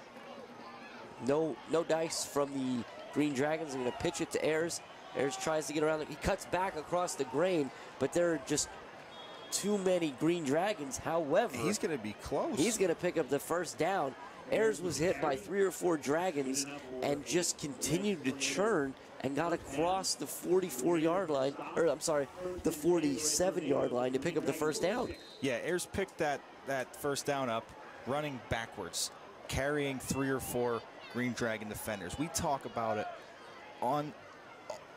all the time with these Red Tornadoes. Running backs and skill position guys, they're so tough and run so hard, and that was just grit and one. And as the clock ticks down here at 11.5 minutes, they get harder and harder to tackle. And this time it's going to be Widener around the end. He's going to get another great block from Ayers. And Widener makes a stiff arm. He's across the 20. He makes another great move. He's at the 10, the 5, another touchdown for Shane Widener. A 46-yard scamper. And again, Widener did a little bit more of it on his own that time around. But again, that play started by that unselfish, great block by John Ayers on the outside, getting out there, leading that play, kicking that defender out, giving Widener the cutback, and then that was speed and grit. I continue to say grit. That's how Mount Carmel's offense and these backs play. That was just wanting to get into the end zone more than he wanted to get tackled. And that was a great play call by the Red Tornado sideline. They're out here playing chess, Dan. Yes, they set are. that up, not just plays in advance, drives in advance. And it'll be Stellar on for the extra point. Tyler Owens to hold. And a good snap and a good hold. The kick is up, and the kick is going to be no good, wide right. So with 11:19 remaining in the fourth quarter here, the Red Tornadoes on top of the Lewisburg Green Dragons at Christy Mathewson Stadium, 33-14. So as we talked about that play being set up, I spoke about it, I think, on the previous drive that Mount Carmel had. You know, their success with the pitches, success going with the motion, you know, and they can, you're right, they continue to do it drive after drive. Okay, we're going, all our lines moving this way, our backs are moving this way, this is the way the ball's going, and now at the perfect time, they run it back, a counter play coming back opposite of the motion, and get a 46, 47-yard touchdown. And another, as we said again, another great run by Widener, helped by great play calling and great blocking by this offense. And Dan, this is kind of what we saw in week 1. So it's 9 o'clock in Lewisburg, Pennsylvania. It's 72 degrees out, and the Red Tornadoes are getting stronger. That rushing attack, that's so concerned with motion and pulling guards and doubling defenders, it does so much that it wears down defense. And I've talked to Coach Dara about this on multiple times. Because of the numbers that Mount Carmel has on their team, only 31 guys, I believe, dressed this week. They are so well conditioned. They focus on conditioning a lot. Steller's going to kick deep. It's going to be Ethan Dominic at the 18. He's going to try to come across the field. Now he cuts back up. He's going to be dropped by number 9, Tyler Owens, after he's across the 35. It'll be 1st and 10 for the Green Dragons at the 36-yard line. And that's a good return for Dominic there. Now, Mount Carmel's defense cannot get complacent. They can't soften up. Lewisburg, very, very quick strike ability on offense with, you know, quarterback Shaleski, who we see walking out there again instead of Spalding. And obviously number 7, Moyers, in the backfield when he gets the ball in his hands. So Mount Carmel needs to continue to play tough and not let them get a quick one on the board here. Green Dragons have been successful when they've split the when they've opened the Red Tornadoes up, and this is what they'll do here. 2 wide receivers split out to Shedleski's right, 1 to his left. And he's going to hand it to Moyers, and Moyers is going to make a couple guys miss. He's across the 45, out to about the 47-yard line, but there is a flag in the backfield that seems to indicate illegal motion. Yeah, going to be written down on the tackle there by Karicki and Burkowski, but as you said, looks like a flag in the backfield, probably going to negate that nice run by Moyers. See, they're asking the Red Tornadoes how they want to handle it. Yep, so it's going to be a motion penalty against the Green Dragons that the Red Tornadoes will gladly accept after a nice run by Moyers. So it'll wind up being a 1st and 15 for the Green Dragons now from their own 31-yard line.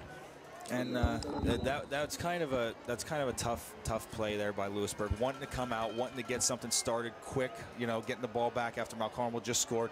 Nice little run there for a gain of 14-15 yards by Moyers, negated by a penalty. That's tough. So the Green Dragons come out again. 2 split out left. It's Newcomb and Ramirez. 1 split out right. It's Brown. And they're going to hand it to Moyers up the middle, and he's going to go nowhere. He's going to be ridden down hard by, that's going to be number 55 for the Red Tornadoes. Zach Artman. Zach Artman. 5'11", 260-pound senior, so certainly doesn't move like it. Does a great job there getting through the block and making a big tackle.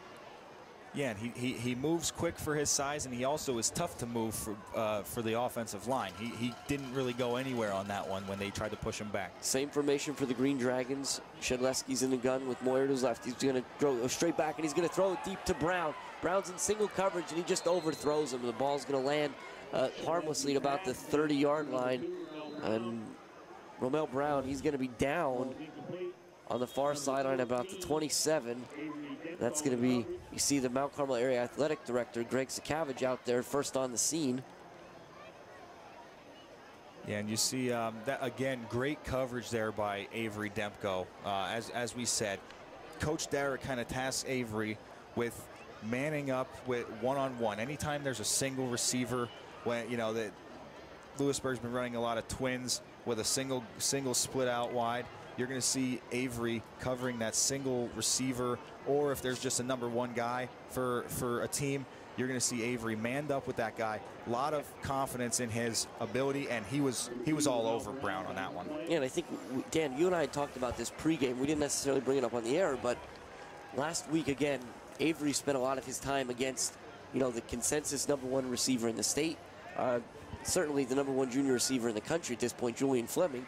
And sure, Fleming, a guy like Fleming is going to get his, right? He had the big play, the 66-yard touchdown pass where he just showed he's a superior athlete out there. But in man coverage, Dempko and Tanner Karicki really held up for most of that game. Yeah, like as you said, that long 66-yard touchdown for Fleming that was right over the middle.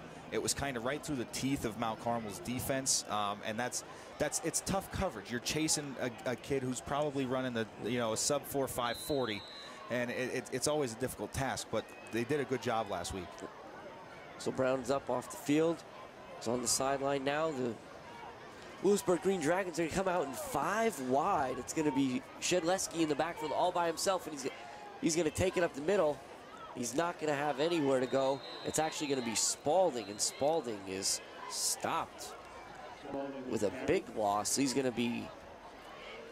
Oh, they'll give him forward progress. It'll be back to the 33, so winds up being a loss of 1.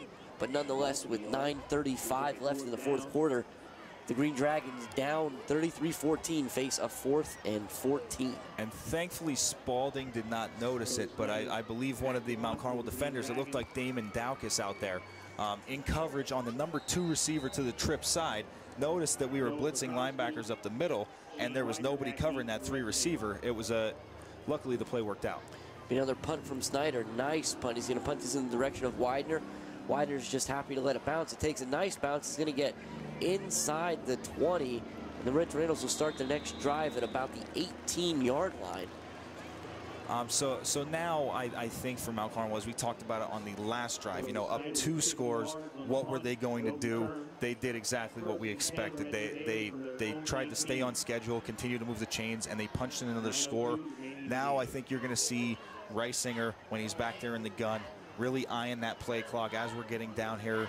Still a decent amount of time, a little over 9 minutes left, but you're definitely going to be seeing Reisinger after the first down play, you know, eyeing that play clock, letting it run down to 3-4 seconds before they get a playoff. And on the Red Tornado sideline, you saw Ayers and Widener both in that direction. So we'll see what the Red Tornado backfield looks like. It's going to be Reisinger in the gun with Kricky to his right.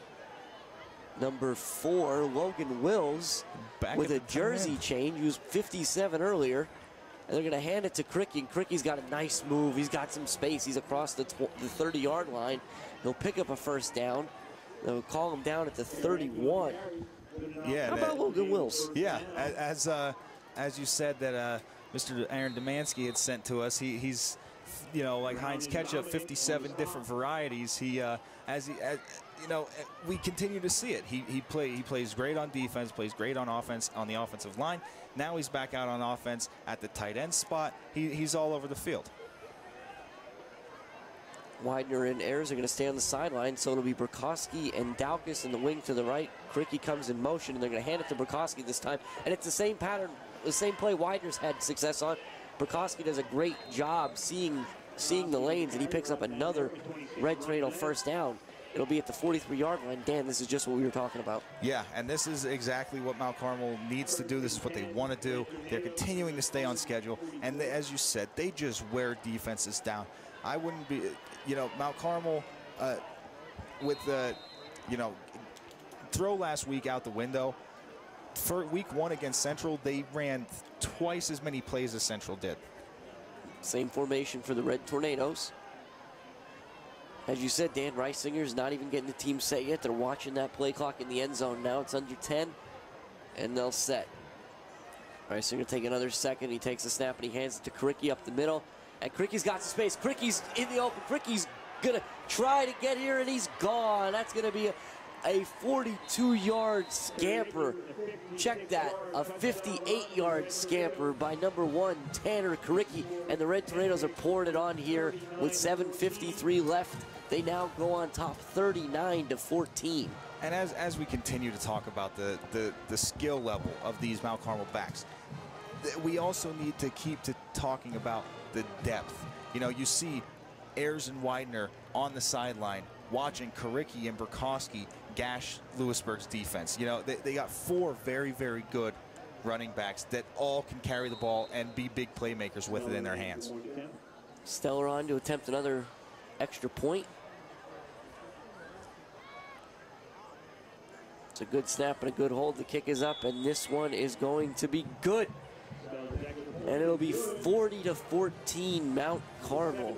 And Dan, one of the things on that long run by Kricky, it looked like he was in the open and he was going to score. And then there was a second there where number 2, Romel Brown, kind of closed the gap. And so we hesitated before Kricky pulled away. So again, you saw it with Kricky and Chapman, and certainly Moyers on the Lewisburg side. These kids have open field speed. It's almost like they find another gear. Absolutely, they definitely do find another gear. I can't. It's hard to explain. Sometimes it's one of those things. I remember when I played, anytime I got the ball in my hands, I felt like I was able to run a little bit faster, able to pull away a little bit more, especially when you see that open field.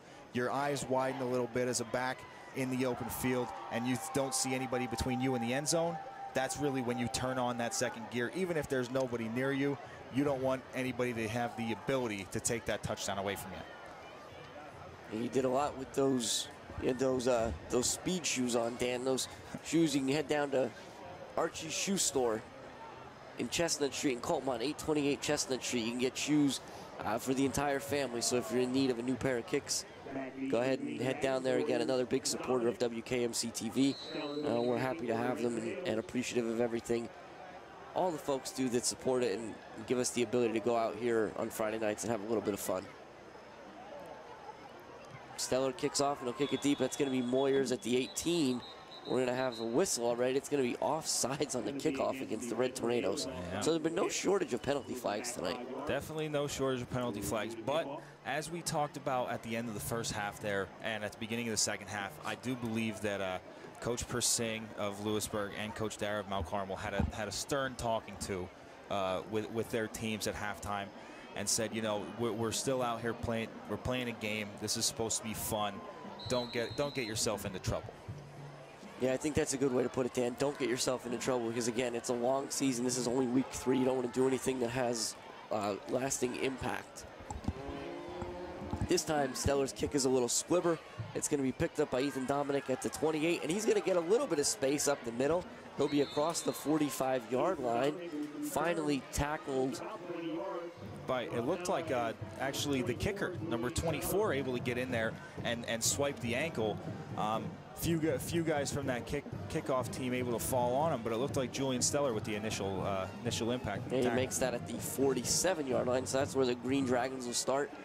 Another drive here at Christie Mathewson Stadium in Lewisburg, Pennsylvania. See how they opt to approach it. It's going to be Shedleski's going to stay in there.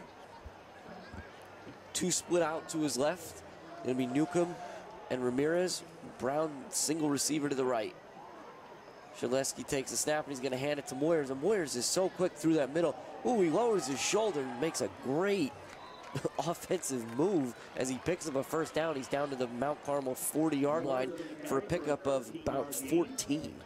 Yeah, definitely dropped that shoulder and was able to deliver a blow. As we talk about his speed and his ability to run away from people. He's also got that strength, that ability to put his shoulder down and really run people over. Yeah, absolutely. He had last season. He had, where are my numbers here, Danny? He had 200 carries last season, so that's not an insignificant amount. That's a lot of hits for a freshman to take. And here they give Ramirez the ball in an end around, and Ramirez takes a shot himself from number 26, Nick Troutman. Along with number 60 there, looked like Chris Eamon as well in there on the tackle. And Chris Eamon, that is a big boy out there tackling Ramirez, who we've talked about. Not the biggest guy. Chris Eamon, 5'8", 250. And again, I think we see a lot of the Red Tornadoes really starting to thrive in this late game. The Heat, they're almost enjoying it, but we're going to have a Green Dragon down on their side of the field. The trainers will go out and take a look. And on the Mount Carmel side, the trainers courtesy of Star Physical Therapy and Fitness in Marion Heights. It's rehabilitation and fitness training serving local sports teams as well as area residents. Speaking of serving area residents, we also have UMB Bank, complete banking services from your friends at UMB. And of course, Verano Insurance. Verano Insurance providing all types of insurance for home, businesses, and individuals from major insurers. So Ramirez is going to get up and walk off the field. He's going to be just fine there, and we'll have the Green Dragons come out again. 2 split out to Shedleski's right. Newcomb in the wing to the left. It's going to be Moyers on the handoff up the middle. He's going to make a great move, and my goodness, is he fast. Yeah. He's going to be down to the 15-yard line is where the initial stop looks like. We'll see if they adjust it at all. And that is one thing that these talented and these quick backs have is they have the ability to stick their foot in the ground, almost completely come to a stop, make a move, and then get back up to full speed in no time. And it's very impressive. Yeah, we're going to have Moyers and Spalding, Moyers and Shedleski are going to come out. Spalding went in, and we're going to get a flag on the play here. Looks like a sideline warning. Yep, that's exactly what it is, Dan. It's going to be a sideline warning against the Red Tornadoes. So again, a lot of Red Tornadoes excited about what's happening, trying to get as close to the action as possible. But again, it's going to be 1st and 10 for the Green Dragons from the 20. I'd said the 15 before. Moyers is moving so quick on this beautiful turf. I think he slid about 5 yards, so they give him where his knee actually touched. It'll be, and for the Green Dragons from here, it'll be Spalding in the shotgun. He's got 2 receivers to his left, 1 to his right, but he's going to hand it to Ethan Dominic up the middle. Dominic's going to get to about the 17-yard line. It'll be a gain of 3, so it'll be 2nd and 7 with 5:50 remaining in the 4th quarter. And the Red Tornadoes on top of the Green Dragons, 40-14. Yeah, looks like Lewisburg kind of beginning to make some substitutions here, and they actually take a timeout. Looks like there may be a maybe Mount Carmel definitely made some substitutions defensively. I think that was the first. We've seen Dominic touch the ball frequently on special teams, but I think that might have been his first carry of the game. So maybe kind of getting some of the other guys out there on the field, letting some of the other playmakers take a shot here. Yeah, looking over there at the Red Tornado huddle, we see it's like number 54, Mike Mikowski's in there. I see, who else we got, Dan? Number 76, Stewart. Also, oh, you took the easy one. Yeah, also number 24, Julian Steller. Yep, number 3, Thomas DeVitt. Number 9, Tyler Owens. 32, Dylan Pupo. Looks like he's at the other cornerback spot. Yep, 58, Noah Fries now on that left defensive end. And we'll try and get the rest of them. 45, Michael Reed's in there at a linebacker spot, as you said, Dan, along with Steller. And the Green Dragons are going to, it's going to be Spalding again on the QB keeper. He's going to make a couple guys miss, and he's got to get angle, and he's going to get in for a touchdown. And that'll be a nice 17-yard run by number 16, Ethan Spalding, to cut the lead. So 20 points here. It's 40-20, Mount Carmel area. Yeah, very good run by Spalding. Looked like he was going to be stopped up in the middle there. Able to, as we continue to talk about the athleticism of these backs, able to put his foot in the ground, make a quick move, and get back up to speed and get himself into the end zone. And Dan, I think you see this at every level of football when games get late like this and guys start to get pulled. Special teams always seem to be a little hectic because, well, I'm on the first kickoff team or the first extra point team. Am I going to be on the first or on the second extra point team as well? And the Green Dragons are going to take their second time out of the half to try to straighten that out. And that's always one thing that, we talk about it. As you the starter, you come out of it. It's a hot night. It's a long game. You come out. You finally get a breather. You take a seat down on the bench. You're watching your teammates, but you're over getting a drink or something like that, and somebody runs for a touchdown, and then you're oh no, field goal PAT. I got to be out there on the field, and you're not prepared for it. Yep. Well, you can always be prepared. Again, if you need. For your sporting goods, always be prepared with Academy Sports Center in Mount Carmel. You can get customized printing and embroidery on anything, including uniforms for businesses, sports teams, and organizations. So the Green Dragons now said, forget that extra point nonsense. We're going to go for 2 here. So it'll be Spalding in the gun.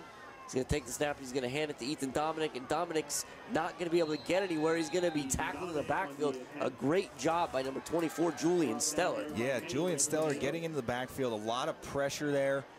Able to kind of grab onto Dominic's ankle there, and Dominic almost able to get away, but Steller hanging on for dear life, bringing him down for the play in the backfield there, and making this still a 20-point game. And it's getting late here Friday night. It's 9:20 with 5.5 minutes to go in this game. But remember, if you're watching us on Wednesday, it's September 12th, and it is the 50th anniversary of the first WKMC TV broadcast. Now, WKMC TV, I know it's near and dear to my brother and I's heart here. We were both involved in high school, certainly, and are excited about being involved here after the fact. It's a lot of great kids. It's a lot of great individuals that take part in this week after week. You hear our voices and sometimes you see our faces, but really it's the people that you don't see. It's the kids at the camera, in the truck, the ones that are here late night and early mornings, making it as easy as possible for us. So big thank you to all of them, and just want to let them know how much we appreciate everything they do. Yeah, being able to be a part of WKMC, as you said, us in high school, and now again, it's a great feeling.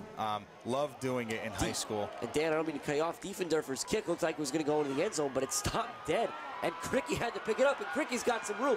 Cricky's across the 25. He's across the 35. He's going to be tackled down very close to the 40-yard line. So my goodness, Diefendorfer had a huge kick, got over Cricky's head, bounced twice. Cricky was content to let it go into the end zone, but it didn't. And stopped, yeah, stopped there right around the 2-yard line. And as we all know, on a kickoff, that's a live ball. So Cricky can't just let them down it there at the 2-yard line, has to pick that ball up and make something happen. And was able to make something happen, but there's a penalty on the play. Was a hold against the kicking team on that one, it looked like. So actually, no, that's a personal foul. They're walking off 15 yards there. So not only Cricky with the great return, tack on 15 more at the end of it, and Mount Carmel's going to take over in Lewisburg territory. So he wasn't grabbing the wrist, he was hacking it. Yeah, and as we talked about, being able to be a part of, myself and you as well. We did news reporting. We worked with the TV studio. We were on the morning news in the mornings, both of us, respectively, when we were in high school. It was a lot of fun, and I'm glad to be back to be able to be a part of this. A lot of those Red Tornadoes that came in on defense are now in on offense. We're going to get another flag on the play. We'll see where this one goes. It's going to be a motion against the Red Tornadoes again. Just a lot of guys in there together. Maybe don't have as much practice time as some of the other guys, so trying to get some things together. We've got a couple new Red Tornadoes in there. I see number 16, Chase Fishburne. It's going to be Steller in the shotgun with Tyler Owens to his left. He's going to fake the pitch to Owens, and Steller is going to try to get the edge. He's got a couple blockers in front of him. He cuts back across the grain. He's across the 40 down to the 38-yard line. Nice run by Julian Steller. And we continue to talk about the vision of these Mount Carmel running backs with all the motion that goes on in this offense, on the line, with the backs moving around. It's very difficult for somebody coming in and not running in this system to kind of notice everything and see everything that's going on. But these Mount Carmel running backs have great vision, always seem to find the cutback lane. They do a great job. They serve as a great scout team for the first team as well. They have a lot of talented athletes on there.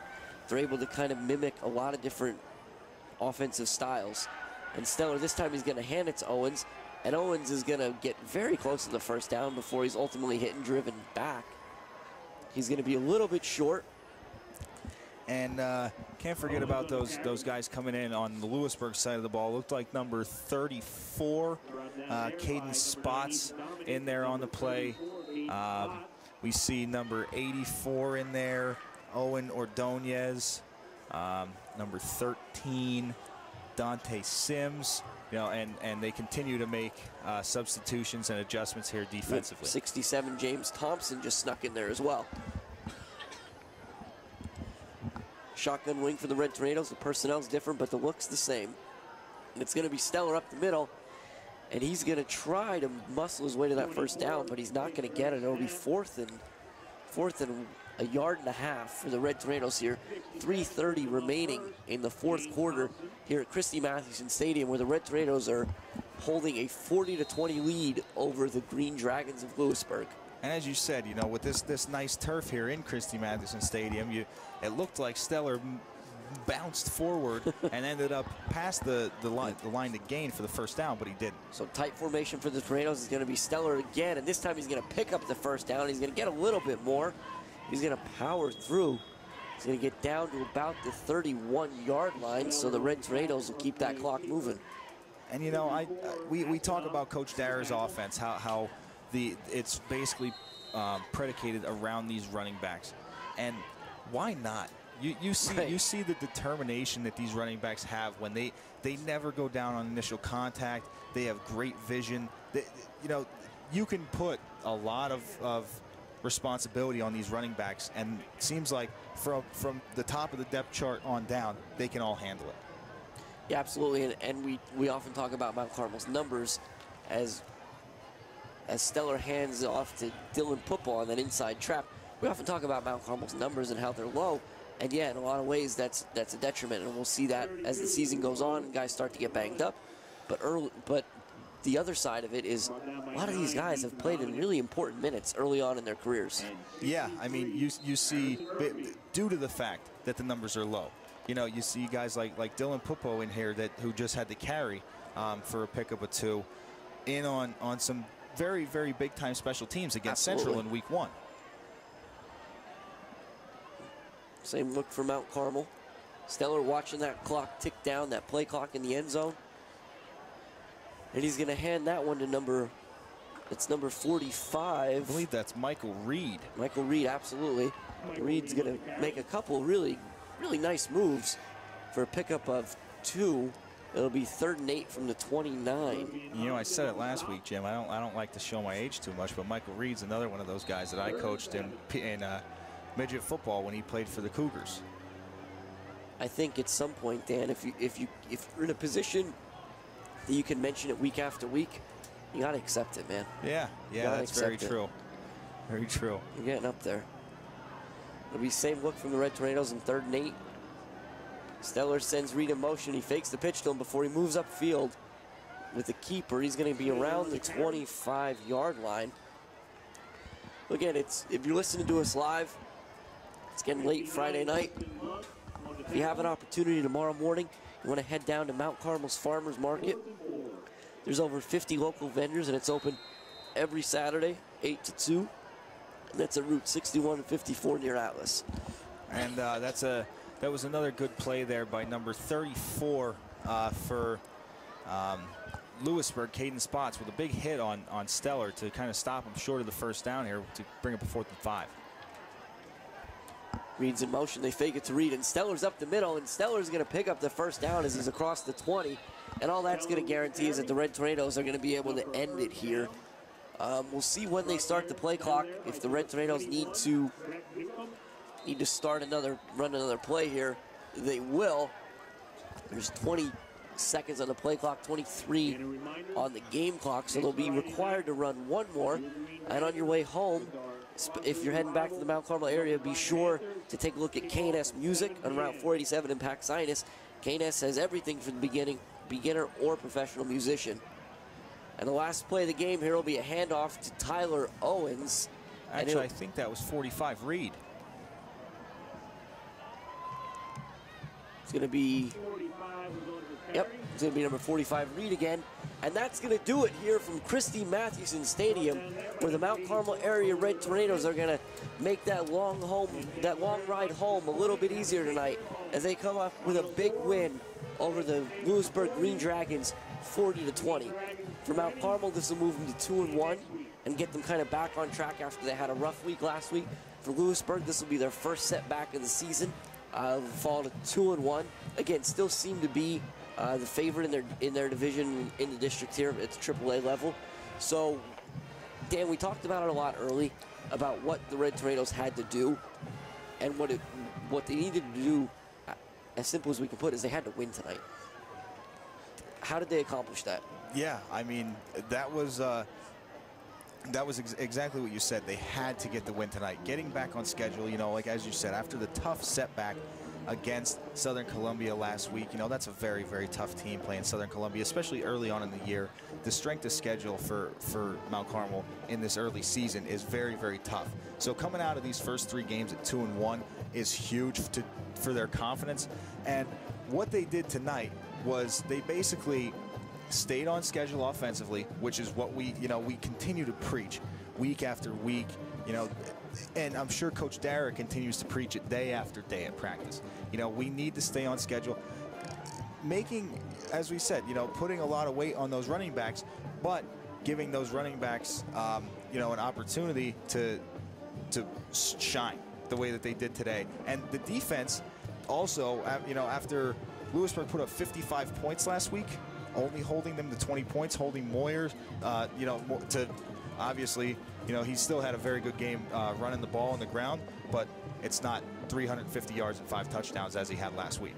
No, and I think the big thing is, and this is a credit to Coach Darren, his staff, and certainly the Red Tornado players, that was tough last week, Dan.